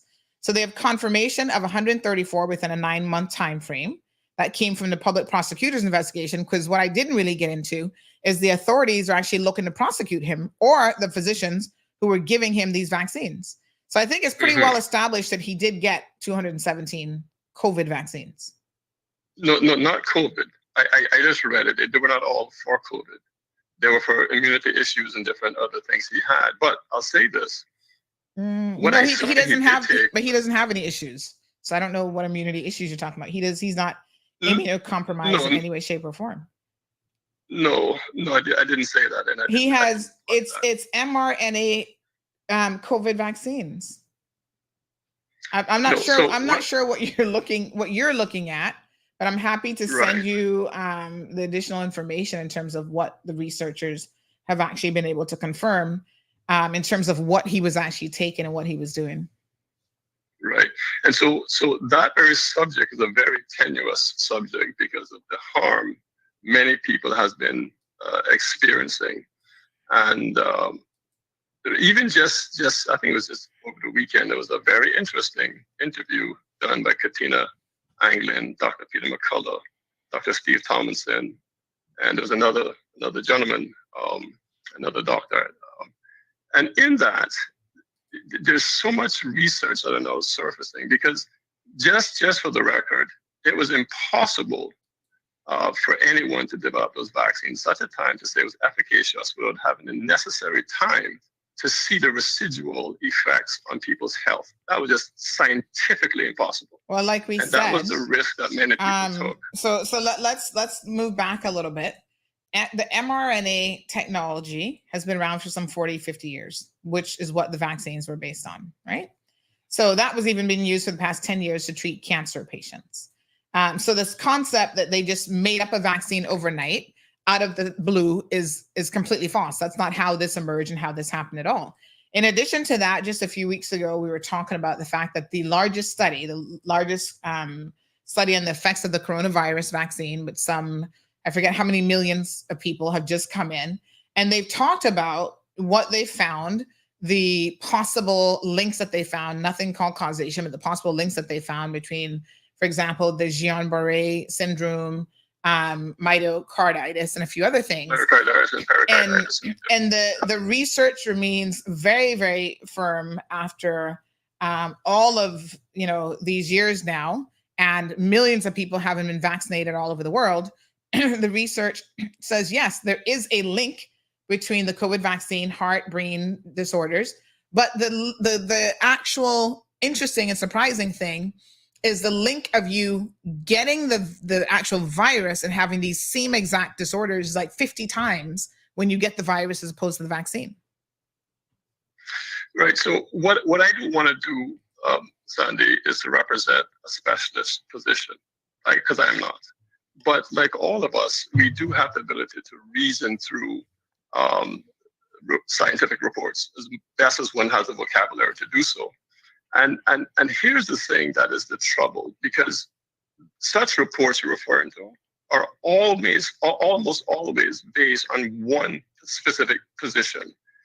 For those who have different scientific research findings, they are never entertained to sit at the same table to show the converse side of their research.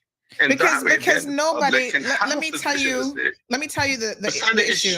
It should be transparent. No, but you need to go read the published report, because the way that research works, the research doesn't allow people who have a pre-concluded opinion to come in and say, oh, I'm going to give you evidence to support that opinion. That's not how research works. It's a double-blind research. So when you have a cohort of 99 million vaccinated individuals and you extract data from that, right? And you look specifically at the adverse effects.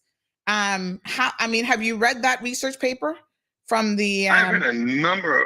No. This one just came out in February, and this is the largest to date vaccine study on the COVID vaccine. So I'm going to invite you. What I would encourage you, if I may, Sandy, if I may suggest, because I know this is a very sensitive and contentious discussion, and it should be, because this is regarding. It really isn't actually. From where I sit, it really isn't contentious at all. You have the choice of not taking it. I'm going to go with looking at the data. I don't know how you can argue with 99 million people as being part of this cohort study. So what if I may suggest, can I suggest, bringing someone on? You have access to people. We have done all. I can assure you that we have done all of that in the height of COVID. We had all the experts from all sorts of universities, people who are working, physicians who are working in. That's the problem. Every alternative view has been shut down. They haven't. They've had free reign of Radio Cayman, very, very freely. Well, no, so yeah, they're all over YouTube. Although I think YouTube ended up taking down their videos for false information, but they have access to social media. Am I going to invite Katina on the program? Is she a scientist or a medical expert? No, she's not a scientist, nor a medical expert. Well, those are the people that I'm looking to invite on the program. Right, but I can tell you that Peter McCullough is. I can tell you that. And he's one of the foremost advocates for a fair and balanced discussion on the data. And she certainly has access to him. And she can arrange to have Peter McCullough on your show. And if you're willing to get his perspective, he's the head of a number of different special groups in the United States. And he himself was one who supported certain vaccines programs. So he was not an anti-vaxxer, as many called them. But when science came up, that he started to question some things about the efficacy of the behavior of certain results, immediately he started to be targeted, like many others. So what I'm saying, Sandy, is this is a very contentious and sensitive situation. Because it really isn't anymore. I mean, if you haven't been vaccinated by now, hopefully you have natural immunity and you're not dead. It was so funny that in this community we overlooked. The only reason, let me Sandra, say this. The only reason it's not a contentious issue is because people are afraid of bringing this back up because they want to get past not this. really. That's I think we passed it at this point because pretty much most of the world, if people are still dying from COVID, let's be very clear. Well, but most of the world have some degree of immunity. Otherwise, but you know what is so interesting, caller? One in particular of the most vocal anti-vaxxers, and that's exactly what we're going to call them, anti-COVID vaxxers, you can specify that if you want, actually ended up dying because of their position right here in this community, Caymanians, ended up dying because of the position that they took against the vaccine. And I'm not going to call any names. I'm sure you're aware exactly of who they are. And those people in those groups, well, that's too bad. But those people in those groups, which they were a part of, and these WhatsApp groups and these, anti-vaxxer conversations, they didn't say very much about the loss of those two people and how the premature loss of those individuals has had a negative impact on their families. And had they been vaccinated, they would have been alive today. I think those are the conversations that people in this community should really be having. Anyway, caller. Well, it's unfortunate. I'm sorry to hear that. I didn't know who the person is. Yes. But I would encourage you to have that conversation with Peter McCullough, who is an authority on the matter. And people are just afraid to bring this up because they want to get past it and people don't want to talk about it anymore. But it's a very serious matter for us to be considerate of making such broad statements about the efficacy of these. Thank you. I appreciate it. Thank you, Sandra. And I mean, we're not past it because, as you guys remember, just 2 weeks ago, we reported on this finding with 99 million people now. They're looking at 99 million people who've been vaccinated. And the headline, go back and read it. It's there for you to see. The headline specifically says that, yes, they found a link. But the researchers want to be very, very clear. They're saying that, yes, there's a link. Maybe there's a 1 in a billion chances you might get Guillain-Barré or whatever. They found like 10 people, worldwide who've had it after getting COVID vaccinated. But that is also something you get after you get the virus itself. And you're going to get it at a much higher rate of having the virus. So listen, I don't argue with scientists who have made it their life's work to look over data from 99 million vaccinated individuals. So go and look at the global COVID vaccine. It's called Global Vaccine Data Network again, and have a look at the data that was extracted. This is the largest study that has come out now, looking at 99 million vaccinated individuals. And, it's very, very clear what the, it is very, very clear. And we went over this a couple of weeks ago. The caller may have missed that, but it's very, very clear with this large global study, what has now been, sort of revealed. And it remains also very, very clear that your chances of catching even these very, very rare side effects of this, of the vaccine. And again, they're saying there's a link, not a causation, but those are things, myocarditis and Guillain-Barré syndrome are two of the things that popped up for sure. Again, those are things that you are more likely to get from getting the virus itself. We went through the data. I think it's like you're like 50 times more likely to get it from actually being exposed to the virus itself than the vaccine. Take your chances. Would you rather get it from getting the virus and never be vaccinated? Then that's your choice. And I'm not really that bothered by it. The people who chose not to get it didn't get it. If you're still alive to tell the tale, good for you. But as I just said to that caller, there are people who were very much active in those groups, anti-vaxxers, anti-COVID-19 vaxxers to be specific. They did not get it, and they paid with their lives for that decision. And yes, they were out there doing the alternative medicines. They were getting the same stuff from Dr. T. I forget what the heck they call it now, this alternative stuff that they were taking, and it did not help them one bit. And some of those individuals, their family members who are now left to mourn their premature death because of their decisions, are upset that they did not speak to them a lot more about why they were making this decision. But ultimately, people have a right to make decisions, and your decisions will not only impact you, but it's going to impact your loved ones, and it's also going to impact your larger community. And quite frankly, this is the fallout. Right now, there's a huge measles outbreak. Just last night, I was reading how 300 people in a hospital might have been exposed to a child coming in there with measles, because, of course, at the time that the child came in, they weren't even sure what the child had. And then they found out that, oh my gosh, 300 people were exposed to this. And there's an uptake in the measles infections in the US because people are up against vaccines that have saved millions of lives over the years, and they're refusing to get vaccinated for measles. They almost had, actually, measles was considered completely eradicated in the US, and that is no longer the case.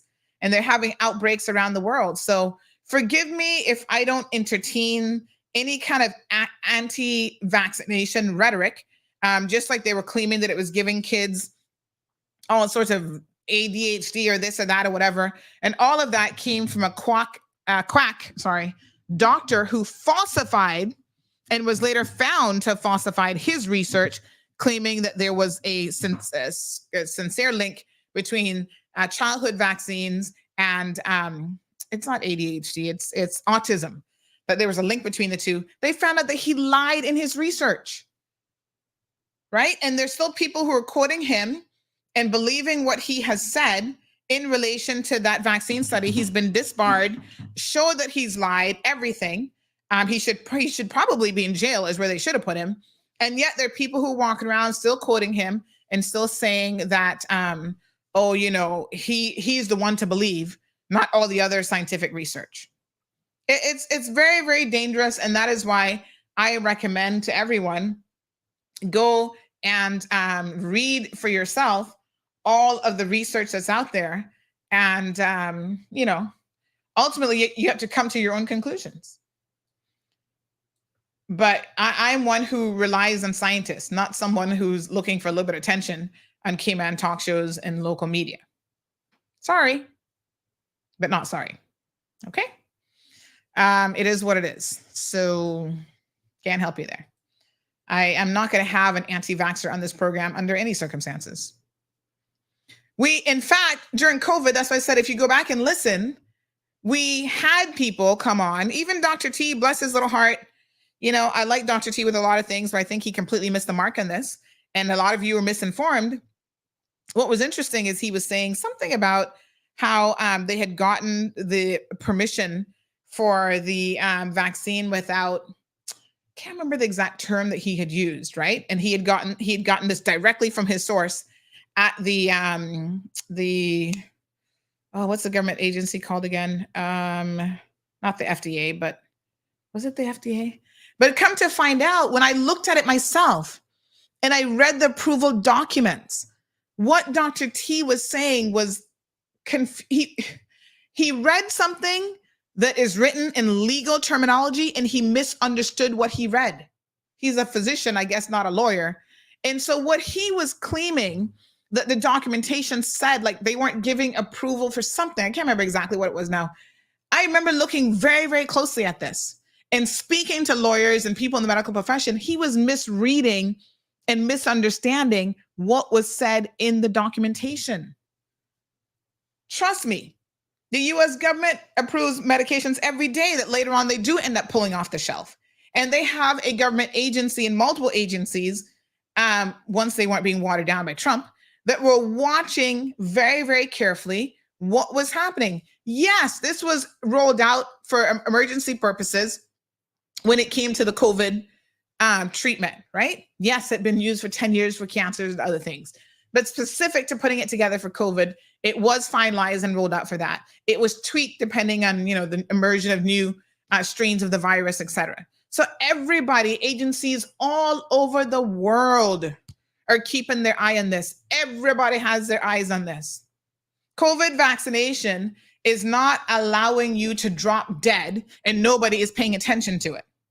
More people have died from the vaccine. And quite frankly, millions of people, millions of lives around the world could have been saved if there was a bigger uptick of the vaccine. But again, that was people's choices. when they had hospitals lined up with people dying, right? In the old folks home, they said, listen, if you're above a certain age and you get COVID, we don't recommend that you get the vaccine because there is, again, a link there that it almost exasperates your death at that age. You're going to die anyway. So, if you're 95, you were high risk, you had cancer and other things. They were like, don't vaccinate those people. Sorry, but you're going to just be a casualty in any event. That was the advice that the medical field and those people watching, the vaccine numbers and what it was, potentially linking to certain types of things. And they said early on, don't vaccinate high-risk individuals who are already too old. They're going to just have to fall. But if they can survive it, if they have some kind of natural immunity and they can survive it on their own, good for them. If they can't, do not vaccinate them, because the vaccine was accelerating their demise. Even if it was just a month, it was still accelerating their demise. This concept that nobody cares about your health and that governments are trying to hide it from you is just absolutely ridiculous. I hate to tell y'all, but most governments want to keep you alive. I know. Sometimes you wonder why, but anyway, they are trying to keep you alive for the most part. So we've had this conversation, and the fact in my mind that we're still trying to redo the conversation after we've been there, done that kind of thing, to me is kind of crazy. It's just really, really unbelievable. This large study is out saying, yes, there is a link between, some rare side effects. And again, when you look at the details of that study, you walk away knowing that you're more likely to get those side effects from getting the vaccine in any event. And when they say rare, they do mean rare. So the researchers analyzed around 184 million doses of the Pfizer BioNTech vaccine, 36 million doses of the Moderna vaccine, and 23 million doses of the AstraZeneca vaccine. Researchers focused on 13 health problems that either had a known association with vaccinations or for which there had been some rationale to investigate whether there was an association. So they looked at the health problems, including heart-related, neurological, and so on. Okay, so the number of events they observed in the 42 days after vaccination, the study confirms the primary already detected and validated side effects established by previous literature. Again, nobody's been hiding any of this stuff. From early on, they knew that there was a link between the vaccines and myocarditis. Nobody's hiding this. When these people come up like, oh yeah, me, Katina Turner, or whatever the heck your name is, I'm the only person in the world who has access to this information. And I'm dissecting this information and giving it to the Cayman people. It is the most ludicrous thing in the universe. Only she can read, interpret information and data. Come on, people. Let's learn how to pick sense from nonsense. Our forefathers did not raise us to be this incredibly stupid. And that's exactly what you are if you think she's the only person, her and two other people are the only people who have access to information that's questioning the efficacy and health side effects of these vaccines.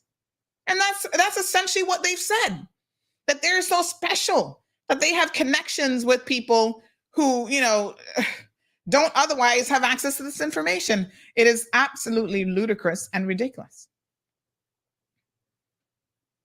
Go and read the research for yourselves. If you can read, I mean, they don't make it overly complicated. You can read most of this yourself, right? All sorts of publications have looked at this. The thing with the man with the 217 vaccine doses, he did 8 different COVID vaccines over 29 months. So don't call on my show and tell me, oh, they were not all COVID vaccines. Yes, they were. Oh, you just did a cursory research. You need to research more and then come back on the program and apologize for putting out misinformation out there. He was about to be prosecuted for this, and he may still very well be prosecuted. So the prosecutors collected evidence of 130 vaccines over 9 months. The man claims to have received 217. So then what they did was, outside of the 130 that they had, they went and backtracked and looked for even more. So he did 217 vaccine doses of 8 different COVID vaccines, including all of the mRNA versions over 29 months. Don't tell me the man was taking homemade stuff and other stuff when it has been verified. How do you know what the man was taking? Go and look at it. Kilian Schober, a virologist at Germany's University of whatever the heck, Erlangen, Nuremberg, whatever. He co-authored this study. And they said they were very interested in seeing, exactly what this man was up to. He's considered hyper-vaccinated, the most vaccinated person ever when it comes to COVID vaccines specifically. So don't try to undermine the study with misinformation. Don't try to undermine the study by claiming the man didn't actually have 217 COVID vaccines, because he did. This is where I have an issue. Y'all don't read this stuff for yourselves. One online case said it was something else. Go and read the research paper. It is there. Right? You can find it in the Lancet Infectious Disease Journal. It's a medical journal. Go and read the medical journal for yourself. Don't read second and third sources of information where somebody did a quick write-up on the story and they might not have included all the facts. That's why these medical journals are so important, and praise God that they actually publish these online now for everybody to read. Right? Because then you can't get it wrong. If you go to the Lancet, it's called thelancet.com, you can find this particular study. And they publish all sorts of articles. And you can find this particular one with this guy. In fact, let me see if I can find the original source study. Let me see here now.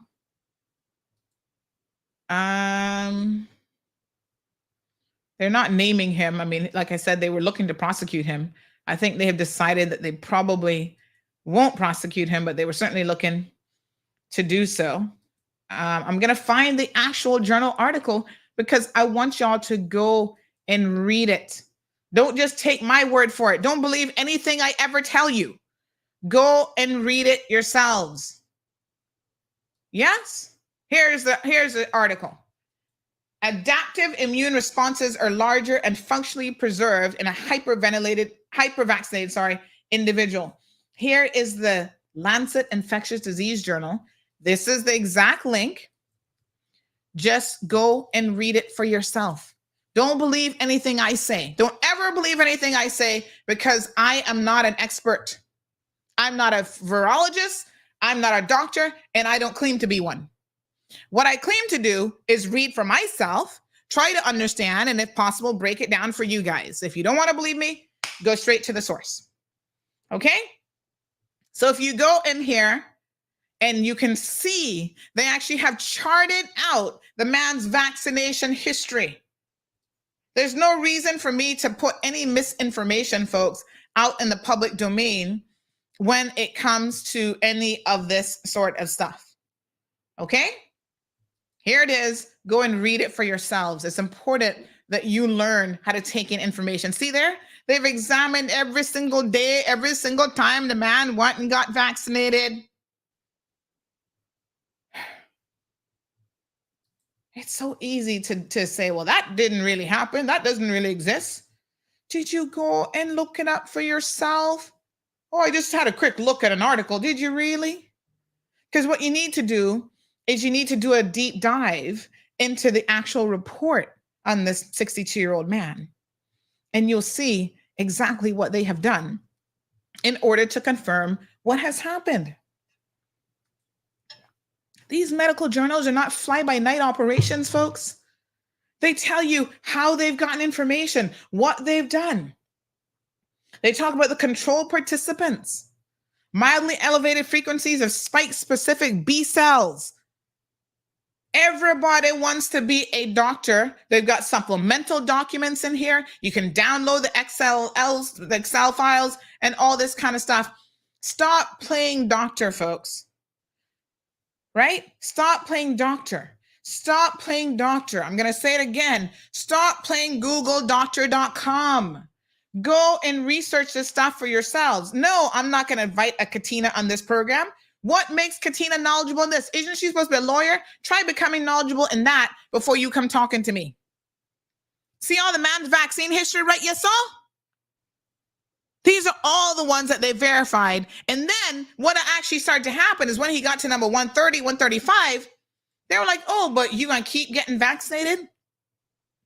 Well, we want to know a little bit more about it. Let's keep vaccinating you. From June the 3rd of 2021, depends on how they write the date, but I think that's how it's done. Yes, they put them on first. He started getting vaccinated. See the type of vaccines here? J&J, AstraZeneca, BNT, Moderna, right arm, left arm. Some of them, they didn't know the location. They couldn't verify the location. See here, right arm, left arm, vaccine documentation, reported versus confirmed. Don't come on this program saying the man did not have 217 vaccines. He was getting other immune boosters. Other immune boosters like what? That is misinformation. It's not true. And then you have other people who are sitting here listening to this, and their takeaways, well, you see, Sandy didn't even verify that he was really getting vaccinated with COVID, so we got Really? Go and have a look. They even include all of his testing here, right? He's never gotten COVID. They've done antigen tests, PCR tests, nucleocapsid, negative. The man has never had COVID, as far as they know. And he's never had a single side effect. You see, this is the part that's getting y'all up in your feelings. Because the man has done 217 vaccines after you've had 2, and you're complaining, oh God, menopause hit me. Oh God, my period is different. Oh yeah, I got a stroke. You were gonna have that anyway. Let me be very, very clear to some of you. The lifestyle that we are living as Caymanians is not a healthy lifestyle. So when our people are dropping down dead of strokes and heart attacks and everything else, be very, very clear, they were dropping down dead long before COVID, long before the vaccines came around. And we will continue to drop down dead because none of y'all want to talk about the smoking, the drinking, and the hardcore partying that we be doing, in the bad diet, that when it comes to our lifestyle is going to do us in every single time, and the genetic component. Caymanians have some of the worst genes in the world for health issues because we've lived a really poor lifestyle. Don't blame it on COVID. Don't believe it on the COVID vaccines. Get your lives together. I've seen people who are stroke victims, and I got a vaccine, then 2 years later, I got a stroke. But you had a stroke before COVID even existed, didn't you? Did you blame that on some vaccine? Y'all need to, it just gets under my skin that we accept such nonsense. When there's there's no correlation, there's nothing. It's because you want to believe the foolishness that is being fed to you by a certain segment of the population. You don't want to believe good scientific data. You don't want to sit down and read the Lancet report. You don't want to do any of that. Talking about specific IgC4 antibodies, blah, blah, blah. No. You don't want to read any of those reports. Because heaven forbid that someone should spend a good part of their life going to medical school, being fully qualified, 25 years as a virologist, and knowing the ins and outs of vaccines generally, and then putting together studies based on specific information that they have. Heaven forbid they do any of that. You're the Google expert. So after 2 minutes of reading an article online, you can question people's hard work and research. No one has ever said there's not a link to myocarditis. Yes, there is. But the link is still 50 times less than the link from getting the vaccine itself. Do y'all understand that? What that means, if you're exposed to the COVID vaccine, you're going to get myocarditis, whether you've ever been vaccinated or not. My apologies, exposed to COVID. So sometimes there is a trade-off, right? Sometimes you've got to recognize everything has a side effect. Y'all taking blood pressure medication. You're taking the blue pill to get your penis hard. Y'all taking everything under the sun. Listen, all of those things have side effects. How many of y'all not taking the blue pill and you never think about the fact that it's going to give you a heart attack one of these times? You're going to die with a stiff heart on. But you're still taking it, right? You're not worried about it because the benefit is you're going to get a heart on and be able to joke some poor little Cuban girl or Honduran girl on the weekends, and you're just happy as a pig in mud. Everything has a side effect. Okay? What you put in your body, from the food, the air that you breathe, that's polluted as hell. All of the micro, what the hell is it now? The microplastics, they're now showing up in all of the women's placentas and stuff that they're testing. Do you understand what that's going to do to your children? Y'all not having those discussions about how that is killing y'all off. From the second now, before you're even born, you're exposing your children to all sorts of environmental hazards. But I don't see y'all up in arms about that. I don't see Katina fighting for cleaner waters and airs and single-use plastics and all these really important things that we could be focused on. Everton says that's the way to go with a stiff one. Well, regardless, y'all still taking all these medications and having no considerations about what it's doing to you. But once it's attached to the name vaccine, all of a sudden it's going to kill us and this, that, and the next thing. Go read the research, folks.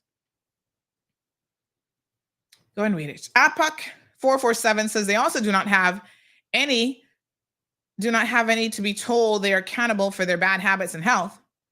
Oh, they also do not want to be told. Yeah, I mean, listen.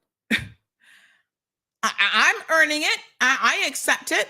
I'm not sitting here saying I'm no health guru and I have the best diet and exercise. Nope, completely flawed. But when I have a heart attack or a stroke, I ain't got nobody to blame but my own damn self. I'm certainly not going to sit back and blame no COVID vaccine. I see people who are smokers, who already have pre-existing heart and health conditions. And when they have a stroke or whatever, they're blaming COVID vaccine. I'm like, are you kidding me? Are you really kidding me right now? Because you were already on the verge of having a heart attack way before COVID came along. It was only a question of when. The timing was the only thing, your card just hadn't been pulled up yet. Every time somebody dropped out of a heart attack, oh, but Sandy, were they vaccinated? I'm like, are you kidding me? How many Caymanians over the years and other people haven't died young? Even our good friend Miss Sheila, remember from Sheila's restaurant? When she died in the hotel, y'all told me, oh, somebody poisoned her. No, she just had a heart attack. People have heart attacks all the time, of all ages. Even young people can have a heart attack if the circumstances are right. And that was 50 years before COVID vaccines existed. Well, not quite. That was back in I think it was like maybe the early 90s that Miss Sheila passed away. But yeah, she had a heart attack. And she wasn't the first person to die young of a heart attack. It happens. Okay? And as our population grows, I'm sure it's going to happen more. Marshall says, I know of a man who died in Cayman from taking the little blue pill, heart attack and a stiff one. And I'm sure he's probably not the only one, but they won't hide that from you. It is what it is. Everton says, I got all 4 shots and I'd want to get more on the back. I want to get more on the back. I would not allow. What do you mean on the back? I was very disappointed. It was just want to prove a point to my friends who refuse, and I'm taking the vaccine. Yeah, I can't remember if I did 3 or 4. I've had my vaccines and not a single, and I'm not the world's healthiest. Like I said, I'm not sitting here talking about I'm the healthiest person in the world. It is what it is. And I have had 0 side effects. Nothing. Absolutely nothing.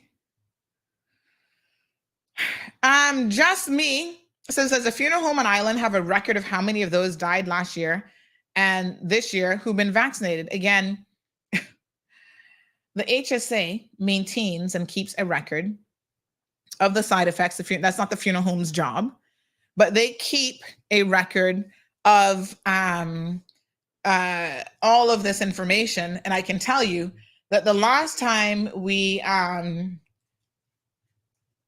checked in with them, it was so funny because the death toll was actually down at that time. I think this might have been 2022, 2023, but this is when, everybody was getting vaccinated, whatever, and people claiming, everything's killing you. COVID vaccine killing you. And that actually wasn't the case at all. What was actually happening is that the death tolls were actually down. So I know y'all think more people are dying. That's because we have a larger population. And naturally, more people are dying if you have more of a population. And we do have an aging population as well. But, I'm trying to find that article. You can go back and have a look at the article. We actually had the death toll numbers in that article. And there was actually a reduction in the death toll. But nobody wouldn't be out there talking about that. Because again, y'all wanted to believe that COVID vaccine was killing people. Let me see if I can find that article. Anyway, I knew that we did it because I was the one who actually sent in the FOI request to the HSA at the time. So, let me see here. I don't know if I can find it right now, but the article is there on the website. The HSA provided the numbers of confirmed deaths, and we were at I think either 5 or 8 year low for the number of deaths, which is quite interesting. So again, that flies in the face of everything that you guys are saying about people being vaccinated. No one has ever said there's going to be zero potential side effects. Like I said, you take any pill whatsoever, and there's going to be a side effect. And it comes down to a risk-benefit analysis at the end of the day. Trying to see if I can find it. Do you not take the vaccine at a time when it was raging and people were dying every single day? Or do you take it and give yourself a fighting chance, especially if you were a person who had a compromised immunity? That was your choice. And if you chose not to take it, then you took your chances. And it's so funny that people can say, bring on Katina, this, that. And one of her biggest supporters in one of those groups is a person who died of COVID. And she was high risk because she was diabetic. And towards the end, she was regretting. Y'all don't want to talk the truth. She was regretting that she did not take the vaccine. She was actually begging the hospital then to give her the vaccine, but it was already too late. She couldn't be vaccinated. The vaccine at that point would have done nothing for her. But they don't want to talk about that. They don't want to talk about in her final hours when all of her organs started to shut down, what a horrible death that must have been for her and how she couldn't breathe, but was still begging, please vaccinate me. They don't want to talk about the ones that they've lose. They don't want to talk about a certain older Caymanian woman who was high risk, who again died because of her position on the COVID vaccine, and how that even caused a rift with her own children. Stop talking to each other because one was an anti-vaxxer and the other one is like, you and your stupidity caused their mother to be 6 feet under. Oh, they don't want to talk about the realities of that either. These are some serious discussions. Marshall says, isn't Katina a crackhead? I wouldn't ask her for directions. No, she's reformed now. So she's a medical expert. She's a lawyer. She's a virologist. She's all of these things, apparently. I'm not taking anything from her being reformed as a crackhead because God knows we don't need any more Caymanians kill themselves with that drug. Y'all don't want to talk about that either, but there's quite a few out there. Maybe y'all should be having that conversation. You see, if she was out there advocating for drug addicts and saying, please come off of cocaine and this and that, I've been there, I understand the pull of crack and that sort of thing, I would have mad respect for her because that is certainly her area of expertise. She can tell us how difficult it is to be a drug addict and how she's been able to turn herself around in terms of that, and that there's hope for anybody. I would love to hear her be an advocate on the issues that she actually does know firsthand and she knows very well. Those are the people who could use your help the most. Not a community of medical experts who are doing research. They don't need your layperson's opinion on what they're doing wrong and claiming that because you just subscribe to a particular way of thinking, that they're completely wrong.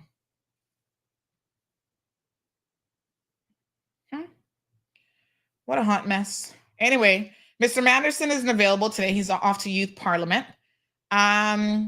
So I'm going to queue up Youth Parliament so you guys can watch it. Actually, it should be watchable. We want to support our young people as much as we possibly can. It's very, very important. So I'm going to start a new stream. Again, tomorrow's show, we'll have the governor on the program, so make sure you tune in early and don't miss it. All right. Just Me says, I heard we lost someone 2 weeks ago. She held a major position, CBC. She was vaccinated. And your point would be? Ask yourself what the point is. Her mother also died years ago from, same thing, a heart attack. And when you are obese and have other health issues, a heart attack isn't that uncommon when you have certain conditions. What does that have to do with being vaccinated?